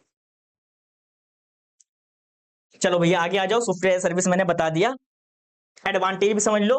कोई भी सॉफ्टवेयर इंस्टॉल करने की जरूरत नहीं है, डायरेक्ट हम उसको यूज कर सकते हैं, कहीं से भी एक्सेस किया सकता है। गूगल सीट आप भी एक्सेस कर सकते हैं, मैं भी। अच्छा, क्या गूगल सीट पर एक से ज्यादा लोग काम कर सकते हैं? बिल्कुल, एक सीट पर एक से ज्यादा लोग काम कर सकते हैं। कि ये फंक्शनलिटी आपको एमएस ऑफिस में मिलती है? बिल्कुल भी नहीं मिलती भाई, वो तो एक जना ही उसको यूज करता है, लेकिन गूगल सीट हम एक से ज्यादा कर सकते हैं। तो जब कंपनी में जाओगे ना, तो गूगल सीट के ऊपर आपको करना पड़ेगा। एक सीट आप बना रहे हैं, एक सीट दूसरा बना रहा है, लेकिन कंप्लीट क्या है, सीट वो एक ही है। आ जाओ। अब ऑटोमेटिक अपडेट, सॉफ्टवेयर यहाँ पर हमेशा आपको अपडेटेड मिलता है। कुछ इसके ड्रॉबैक भी हैं, लैक ऑफ कस्टमाइजेशन। जैसा सॉफ्टवेयर मिला आपको वैसे यूज करना, आप ये नहीं कह सकते कि सर मुझे इसमें एमएस वर्ड वाले फीचर्स ही नहीं, जैसा मिला हुआ केवल आप वैसे यहाँ पर उसको यूज करेंगे। सिक्योरिटी रिस्क यहाँ पर देखने के लिए मिलते हैं। डेटा क्लाउड पर स्टोर होता है, जिससे बाहर यदि साइबर अटैक हुआ तो हमारा डेटा यहाँ पर करप्ट हो सकता है। स्पीड एंड परफॉर्मेंस, यदि नेटवर्क अच्छा है तो डेटा स्पीड अच्छी मिलेगी, यदि कम है तो वहां पर आप प्रॉपर तरीके से काम नहीं कर सकते। पूरा टेक्निक के बाद जॉब मिलेगा क्या? अगर स्किल है तो भाई 100% मिलेगा। अब अगले सेमेस्टर से मैं आप सभी स्टूडेंट्स के लिए कुछ नया लेके आने वाला हूं, तो अगर आप साथ में कनेक्टेड रहे तो आपको भी वो चीजें करने में मजा आएगा। तो मैंने प्लान कुछ इस तरीके से किया कि पहले मैं पढ़ा लूं, उसके बाद बताऊंगा ना। पहले इस लास्ट टॉपिक को कर लेते हैं, उसके बाद कुछ छोटी छोटी चीजें डिस्कस करेंगे जो मैंने आप सभी स्टूडेंट्स के लिए प्लान किया है। चलो, अब यहाँ पर डिप्लॉयमेंट मॉडल, तो मैंने आपसे कहा आपसे पूछे डिप्लॉयमेंट मॉडल या फिर आपसे पूछे टाइप ऑफ क्लाउड कंप्यूटिंग, तो क्वेश्चन आपको बेटा यही एक्सप्लेन करना है। क्लाउड कंप्यूटिंग को इस्तेमाल करने के तरीके को डिप्लॉयमेंट मॉडल कहा जाता है। यह तय करता है कि क्लाउड इंफ्रास्ट्रक्चर कैसे एक्सेस किया जाएगा और कौन इसका उपयोग कर सकता है, कौन इसका उपयोग नहीं कर सकता है। कैसे, कौन कौन से? प्राइवेट है, पब्लिक है, हाइब्रिड है, कम्युनिटी है। अब देखो एक एक करके अगर मैं आपको समझाऊं, पहले हम समझते हैं पब्लिक। पब्लिक नाम से ही समझ में आ रहा है ना, पब्लिक। तो पब्लिक क्लाउड आपका वो क्लाउड जो किसी भी एक पर्सनल व्यक्ति के लिए नहीं होता, इसे कोई भी यूज कर सकता है। यानी कि ऐसी सर्विस जिसे हर कोई व्यक्ति कर सकता है, यूज कर सकता है, उसे हम क्या बोलते हैं? Public cloud. अगर मैं आपसे कहूं क्या आप ही जीमेल यूज करते हैं, क्या आप ही गूगल फोटो यूज करते हैं? मैं यूज नहीं करता, आप में सर आप भी करते हैं। आपका दोस्त यूज नहीं करता, आपने आपके दोस्त भी यूज करता है, या उसका दोस्त यूज नहीं करता, वो भी यूज करता है। अगर इसको एक दूसरे रियल लाइफ एग्जांपल से जोड़ें, आपने देखा होगा गवर्नमेंट बस, गवर्नमेंट बस चलती है ना, तो गवर्नमेंट बस ऐसा कोई है कि केवल आपको ही लेके जाएगी? नहीं भाई, आप भी बैठ सकते हैं, कोई दूसरे स्टेशन से कोई तीसरा ही पढ़ सकता है ना। या फिर इसके अलावा कोई मान लो कोई अलग स्टेशन से कोई दूसरा व्यक्ति है, वो भी आ सकता है ना। ऐसी आपका रेल है ना, ट्रेन है, तो ट्रेन में ऐसा हुई है कि भाई आपके लिए स्पेशल बनाया गया। अगर आपको स्पेशल चाहिए तो भैया प्राइवेट बोगी बुक करो, पैसा ज्यादा खर्च करो। अब तो प्राइवेट है, लेकिन अगर जो पब्लिक सर्विस है ना, तो उस पब्लिक सर्विस को कोई व्यक्ति कर सकता है, यूज कर सकता है ना। तो पब्लिक क्लाउड एक ऐसा क्लाउड मॉडल जिसे आईटी सेवाएं जैसे सर्वर, स्टोरेज, नेटवर्किंग, इंटरनेट के माध्यम से सभी लोग के लिए उपलब्ध कराया जाता है। इसे क्लाउड सर्विस प्रोवाइडर जैसे AWS, Google cloud, Microsoft azure manage करते हैं और यूजर केवल क्या कर सकता है, इसको इस्तेमाल कर सकता है, उसका भुगतान करता है। Example Google drive, Gmail, YouTube या फिर नेटफ्लिक्स। क्लियर? एग्जाम्पल लिख सकते हैं, जैसे यहाँ पर ये सारी सर्विस है, इस सर्विस को यूजर नंबर 1 भी यूज कर सकता है, यूजर 2 भी, यूजर 3 भी, जो चाहे उस सर्विस को यहाँ पर ये यूज कर सकता है, कोई भी यहाँ पर रिस्ट्रिक्शन नहीं। नेक्स्ट, अगर इसके एडवांटेज की बात करें, पहला, पैसे बच जाते हैं, सर्विस फ्री मिलती है, कहीं से भी आप इसको एक्सेस कर सकते हैं। स्केलेबिलिटी है, आप कम यूज कर सकते हैं, ज्यादा यूज कर सकते हैं। ऑटोमेटिकली अपडेट्स आपको यहाँ पर देखने के लिए मिलते हैं। सिक्योरिटी रिस्क देखने के लिए मिलते हैं कि भैया सारा डेटा आपका क्लाउड पर स्टोर है। इंटरनेट डिपेंडेंसी है और लेस ऑफ कंट्रोल है। सारा कंट्रोल किसके पास है? आपके प्रोवाइडर के पास, आपको कोई यहाँ पर कंट्रोल नहीं मिलता है। प्राइवेट क्लाउड जैसे नाम से इंडिकेट होता है, जो किसी एक स्पेसिफिक ऑर्गेनाइजेशन के लिए हो, जो किसी एक स्पेसिफिक ऑर्गेनाइजेशन के लिए, जैसे मैं आपसे कहूं कि भाई आपके पास खुद की पर्सनल बाइक है, तो क्या वो पर्सनल बाइक को हर कोई लेके ले जाएगा कि भाई एक आध बार दे दी? अब ऐसे कोई कि रोज कोई आज इस मोहल्ले का लड़का चला रहा है, कल उस मोहल्ले का लड़का चला रहा है, ऐसे कोई होगा? आपने सर ऐसे क्यों? सर ये मेरी प्राइवेट है, मेरी खुद की है। यानी कि अगर आप चाहते हैं कि जो आपका डेटा वो प्रॉपर तरीके से क्या रहे, सिक्योर रहे, है ना, किसी केवल इस सर्विस को हम यूज कर सकें, कोई दूसरे व्यक्ति यूज ना करे, आप करेंगे वहां पर खुद का प्राइवेट क्लाउड करेंगे बेटा, क्रिएट करेंगे। प्राइवेट क्लाउड एक प्रकार का क्लाउड कंप्यूटिंग वातावरण जो केवल ऑर्गेनाइज्ड या बिजनेस के लिए डेडिकेट होता है, जो यहां पर केवल एक स्पेसिफिक ऑर्गेनाइजेशन या फिर एक स्पेसिफिक बिजनेस क्या करेगा, इसको वहां पर यूज करेगा। यह क्लाउड के संगठन अपने डेटा सेंटर में होता है या किसी तीसरे यानी कि कोई थर्ड पार्टी के द्वारा एक्चुअल में मैनेज किया जाता है। किस तरीके से? देखो, एक ऑर्गेनाइजेशन ये हो गया, है ना, और ये क्या होगा, इसका प्राइवेट क्लाउड हो गया। तो यहाँ पर सारा डेटा क्या रखा है, इसने स्टोर कर रखा है ना। यहाँ पर इसकी प्रॉपर तरीके से सिक्योरिटी भी डाल रखी है कि केवल इस ऑर्गेनाइजेशन के लोग ही, केवल इस ऑर्गेनाइजेशन के लोग ही इस सर्विस को यहाँ पर एक्सेस कर सकते हैं, बाकी और कोई लोग इसे यहाँ पर एक्सेस नहीं कर सकता है। तो जैसे एक स्पेसिफिक कंपनी है, तो वो अगर अपने डेटा को प्रॉपर तरीके से मेंटेन करती है तो खुद के सर्वर लगाती है। आपने देखा भी हो, शायद आपके कॉलेज में लगा हुआ भी हो एक दो सर्वर रूम। अगर कॉलेज में नहीं लगा हो तो बेटा अगर आप कभी भी किसी यूनिवर्सिटी में विजिट करेंगे ना, तो वहां पर खुद के सर्वर लगाए जाते हैं। खुद के सर्वर में क्या हो, पर्सनल उन्होंने अपने लिए लगा लिए, खुद का उन्होंने अपना क्लाउड बना लिया, वहां पर सारा डेटा वो स्टोर कर रहे हैं। क्या उसे कोई दूसरी यूनिवर्सिटी एक्सेस कर सकती है? नहीं भैया, जिसका आप वही यूज करेगा। तो यदि आप अपने डेटा को प्राइवेट बनाना चाहते हैं, खुद के लिए बनाना चाहते हैं, वहां पर आप इस सर्विस को यूज करेंगे। Advantage, security and privacy, data केवल एक ही संगठन के लिए उपलब्ध होगा, जिससे सुरक्षा आपके यहां पर बढ़ जाती है। बेटर कंट्रोल आपको मिलता है, यानी कि संगठन को अपने सर्वर, नेटवर्क और स्टोरेज पर पूरा कंट्रोल आपको यहां पर देखने के लिए मिलता है। कुछ हाई परफॉर्मेंस रिसोर्स केवल एक ही संगठन के लिए होते हैं, इससे उनकी जो परफॉर्मेंस है वो काफी ज्यादा है। मान लो एक चीज है उसे 10 यूज कर रहे हैं, एक चीज है केवल उसे 2 यूज कर रहे हैं, तो परफॉर्मेंस कहां यूज होगी? 2 पर याद होगी। जैसे मैं आपसे एग्जांपल दूं, आपके घर में लगाओ वाईफाई, और जब उस वाईफाई से सारी डिवाइस आप कनेक्ट कर लो, आपने सपोज करो 20 डिवाइस आपने कनेक्ट कर ली, क्या इसका आपको स्पीड ज्यादा मिल पाएगी? आपने सर स्पीड कम हो जाएगी। अगर केवल आपने 2 डिवाइस कनेक्ट किए हैं तो आपने सर स्पीड ज्यादा आ जाएगी। तो भैया जब रिसोर्स को ज्यादा लोगों में शेयर किया जाएगा तो परफॉर्मेंस कम हो जाएगी, जब रिसोर्स लिमिटेड लोगों के पास आएगी तो वहां पर क्या है, उसकी स्पीड बढ़ जाएगी। कस्टमाइजेशन, भाई जो ऑर्गेनाइजेशन है खुद का क्लाउड है, जिस तरीके से वो कस्टमाइज करना चाहे वो उस तरीके से कस्टमाइज जो भी चेंज करना चाहता है अपनी रिक्वायरमेंट के हिसाब से चेंज कर सकता है और उसको यूज कर सकता है। ड्रॉबैक क्या है इसका? पहला, हाई कॉस्ट। भैया सारी चीजें आपको खुद के लिए लगानी है, स्टोरेज आपको लगाने, सर्वर आपको लगाने, खुद लगाने, अप में लगाने, तो पैसा ज्यादा लगेगा। टेक्निकल कॉम्प्लेक्सिटीज, अब इसको सेटअप करने के लिए ऐसा कोई भी नहीं किसी फ्रेशर बंदे को बैठा दिए, जैसे मैं आपसे कह लूंगा जाके भाई एक सर्वर को सेटअप करना है, आता है आपको? तो सर मुझे किसी ने सिखाया नहीं, चलो कभी टाइम मिलेगा तो मैं आपको सिखाऊंगा ना। तो अब लगे आप ऐसा नहीं है कि 6 सेमेस्टर हो जाएगा तो आप यहाँ से चले जाएंगे, नहीं भाई, आपकी जो भी सेशन वगैरह करेंगे ना यूट्यूब पर, मैं खासकर आपके स्पेशल सेशन लेकर आया करूंगा, सेशन को जरूर अटेंड करना है ना। तो इसे सेटअप और मैनेजमेंट करने के लिए कुशल और आईटी विशेषज्ञ की यहाँ पर रिक्वायरमेंट होती है। ऐसा नहीं कोई भी आपका अनट्रेंड व्यक्ति है जिसको कुछ नहीं पता है वो डायरेक्टली आए और कहने लगे मैं सेटअप कर दूं, नहीं भाई, आपको नॉलेज तभी आप कर सकते हैं, अदरवाइज आप नहीं कर सकते। लिमिटेड स्केलेबिलिटी, अब ये जितना आपको रिक्वायरमेंट है उतना ही तो करेंगे आप। बार बार वहां पर आपने नया सर्वर लगा लिया, आपको मान लो कुछ 100 यूजर का डेटा चाहिए था, उसके लिए आपने 5 सर्वर लगा दिए, ये ज्यादा पैसा खर्च करोगे, ज्यादा पैसा खर्च करो, आपका ही वेस्टेज है। तो ये लिमिटेड है। पब्लिक क्लाउड की तुलना में रिसोर्स को यहाँ पर जल्दी से बढ़ाना मुश्किल है। अगर आपने बढ़ा लिया ना तो पैसे भी खर्च होंगे, तो आप वहां पर सोच कर चलते हैं कि जो प्राइवेट चीज है ना, अगर आपके पास एक गाड़ी है ना, एक बाइक है और आपको लग रहा है सुबह शाम से काम चल जाता है, तो आप घर में 4 बाइक नहीं खड़ी करेंगे, किया तो पैसा भी खर्च होगा। तो भैया जहां पर रिसोर्स है ऐसा नहीं है कि अब मान लो पब्लिक है, पब्लिक के लिए भैया आपके घर में 10 लोग हैं, 10 लोग को अलग रास्ते में जाना, भैया एक इस बस से जा, एक बस से, एक बस से जा, खत्म, बात खत्म हो गई, पब्लिक है चला गया। अच्छा अगर मैं आपसे कहूं आपके घर में 10 जने, 10 को अलग अलग जाना है, कहेंगे भाई एक पे 2 भी तो जा सकते हैं, एक पर 3 भी तो जा सकते हैं, तो आप वहां पर रिसोर्स को लिमिटेड एक्सपेंड करेंगे, ऐसा नहीं ज्यादा एक्सपेंड उसको करेंगे। क्लियर। हाइब्रिड, हाइब्रिड यहां पर क्या करेंगे, कुछ सर्विस को तो हम एज अ यूज करते हैं पब्लिक, और कुछ सर्विस को अगर हम यूज करते हैं एज अ कैसे प्राइवेट, उसे क्या बोलते हैं एक्चुअल में हाइब्रिड। तो हाइब्रिड एक ऐसी क्लाउड समाधान है जिसमें प्राइवेट क्लाउड और पब्लिक क्लाउड दोनों का मिश्रण है, यानी कुछ सर्विस कैसी है प्राइवेट और कुछ सर्विस कैसी है हमारे पास पब्लिक। इससे सेंसिटिव डेटा को तो कहां रखा जाएगा, प्राइवेट में, है ना, प्राइवेट क्लाउड में रखा जाएगा, जबकि जो आपके पास कम सेंसिटिव है, ठीक है, उसे कहां रख देंगे हम एक्चुअल में पब्लिक क्लाउड के अंदर। जैसे बैंकिंग हो गया, अगर आपको ट्रांजेक्शन वाली डिटेल है तो आप शो कर सकते हैं, कैसे मैनेज किया जाए, कैसे ट्रांजेक्शन किया जाए, प्राइवेट है तो ये खुद के द्वारा किया जा रहा है, मैनेज की जाएगी। ई कॉमर्स वेबसाइट हो गया, एग्जाम्पल देखो यहाँ पर ये पब्लिक क्लाउड है और ये प्राइवेट क्लाउड है, ठीक है, इसे हमने मिक्स करके बना दिया, हाइब्रिड बना दिया, और इसे कोई ट्रेडिशनल अगर चाहे तो इसे यहाँ पर इसको यूज भी कर सकता है। तो यहाँ पर कुछ सर्विस क्या हो प्राइवेट हो और कुछ क्या हो पब्लिक हो, उसी को हम क्या बोलते हैं एक्चुअल में हाइब्रिड बोलते हैं। क्लियर।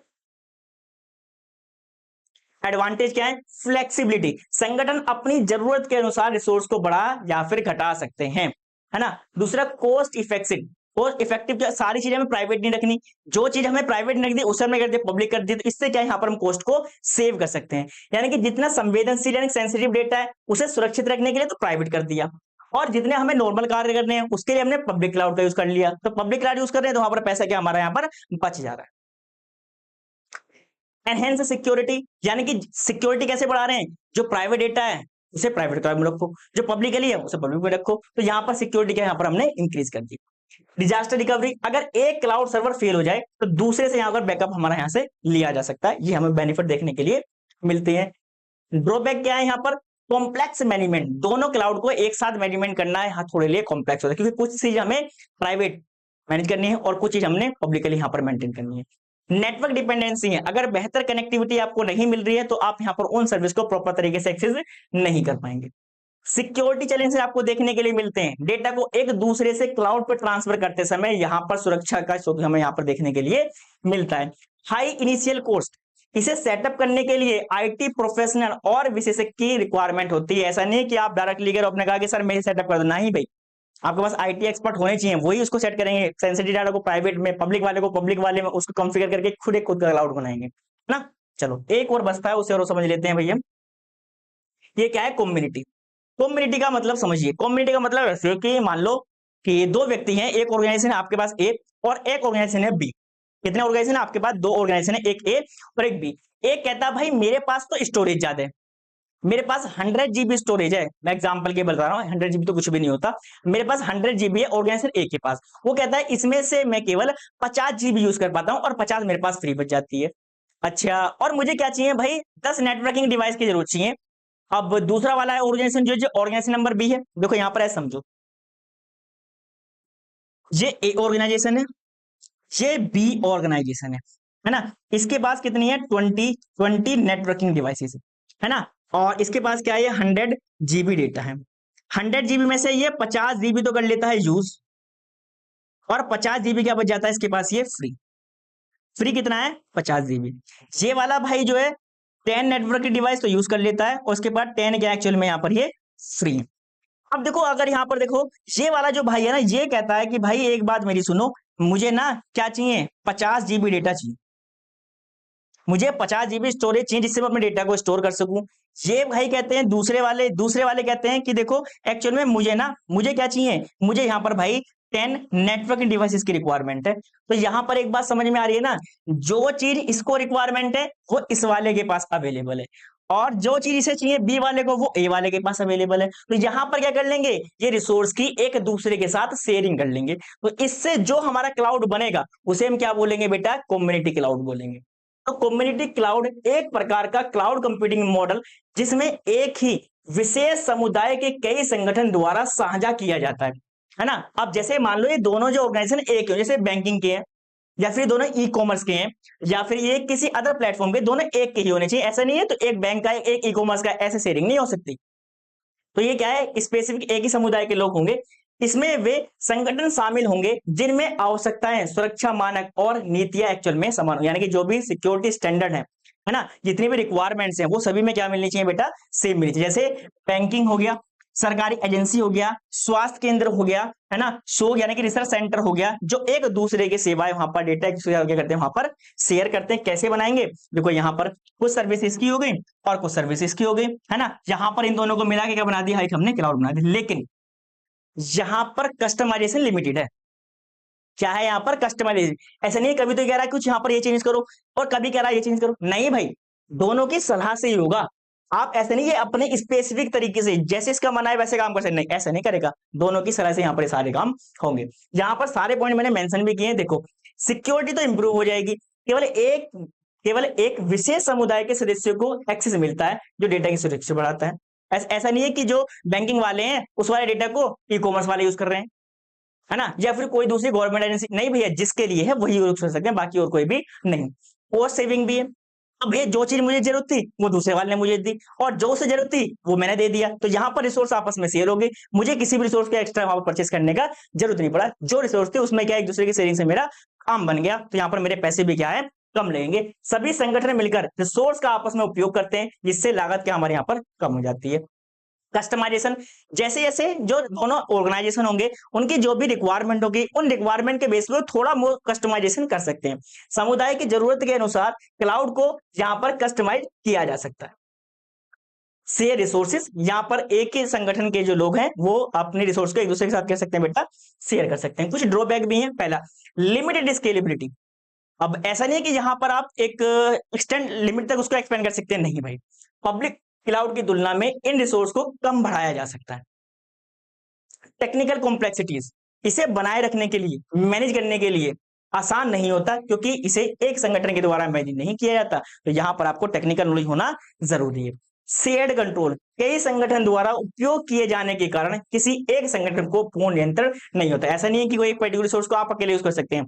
आपने पहले 50 GB दे दिया, आप कहने लगा मुझे 100 GB अकेले यूज करना है, नहीं भाई, आपने चीजें शेयर की हैं, जब शेयर की हैं तो एक दूसरे से आपको क्या करना पड़ेगा, यहाँ पर उन चीजों को यूज भी करना पड़ेगा। क्लियर, तो सारी चीजें यहाँ पर मैंने आपको करा दी अच्छे से। तो भाई मुझे ये बताओ कि यूनिट नंबर 1 और यूनिट नंबर 2 में कोई डाउट तो नहीं है किसी भी स्टूडेंट्स को? सभी को समझ में आ गया ना? सभी को समझ में आ गया?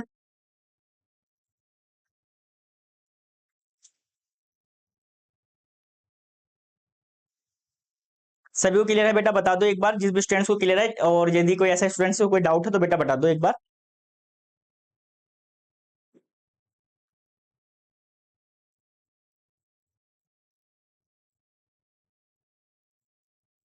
अच्छा शिवा, हम भी बता दें कौन सी? बेटा प्राइवेट सर्विस है मेरे पास। कौन सी है? प्राइवेट है, जिसे हम खुद ही यूज कर सकते हैं, कोई दूसरा उसे यूज नहीं करेगा, पब्लिकली नहीं।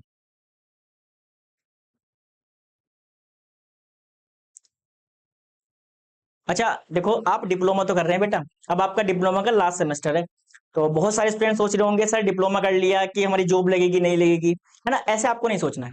पॉजिटिव रहिए, चीजों को सीखते रहिए, जॉब आपका 100% लगेगी। हाँ, और यदि आपकी जॉब लग भी जाती है ना और आप जॉब कर भी रहे हैं, तो बेटा जॉब के बाद ना आपने बीटेक जरूर करिएगा, जॉब के साथ साथ आप बीटेक चलाते रहिएगा। ऐसा आप सर क्यों कर रहे हैं? कि बेटा अगर आपको आगे जाके प्रमोशन कराना होगा ना, अगर आपको प्रमोशन कराना होगा तो वहां पर आपसे डिग्री मांगेंगे, और आपके पास डिग्री होगी नहीं, आपका प्रमोशन होगा नहीं, आप हमेशा 30 से 50 की सैलरी के बीच में अटक जाएंगे। तो आपके पास वहां पर क्या है, डिग्री होनी जरूरी है।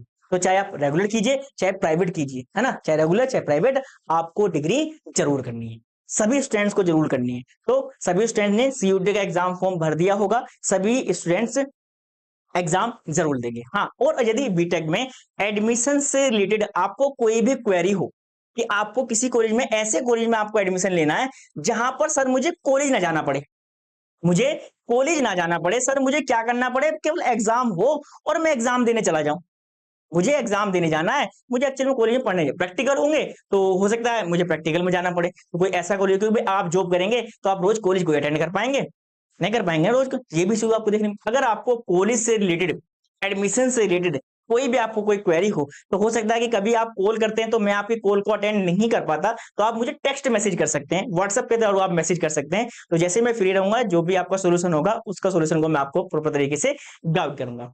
अब मान लीजिए कि भाई आप मेरे साथ सेकंड ईयर से जुड़े हुए हैं, सेकंड ईयर आपने पढ़ा, थर्ड ईयर आपने पढ़ा, है ना। आप मेरे साथ पढ़े हुए हैं तो ऐसे कोई है कि आपको जो गाइडेंस आपके फ्यूचर के लिए आपको देनी पड़ेगी वो हम नहीं देंगे, तो जो भी आपकी गाइडेंस होंगी वो आपको प्रॉपर दी जाएगी। जैसे आप अगर आप पूछेंगे शिवांश से, तो शिवांश कभी भी किसी भी चीज के लिए पूछ लेता है कि सर ये पर्टिकुलर कंपनी क्या मैं ज्वाइन करूं या फिर ना करूं, तो जो हमारी तरफ से सोल्यूशन होता है हम उसको प्रोवाइड कराते हैं कि बेटा आप इसको ज्वाइन करना चाहिए, किस पैरामीटर में आपको ज्वाइन करना चाहिए, सारी चीजें आपको बताते हैं।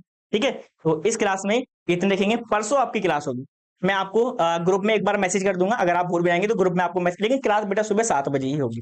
ठीक है, तो इस क्लास को यहीं पर एंड करते हैं, मिलते हैं नेक्स्ट क्लास के अंदर, तब तक के लिए बाय बाय।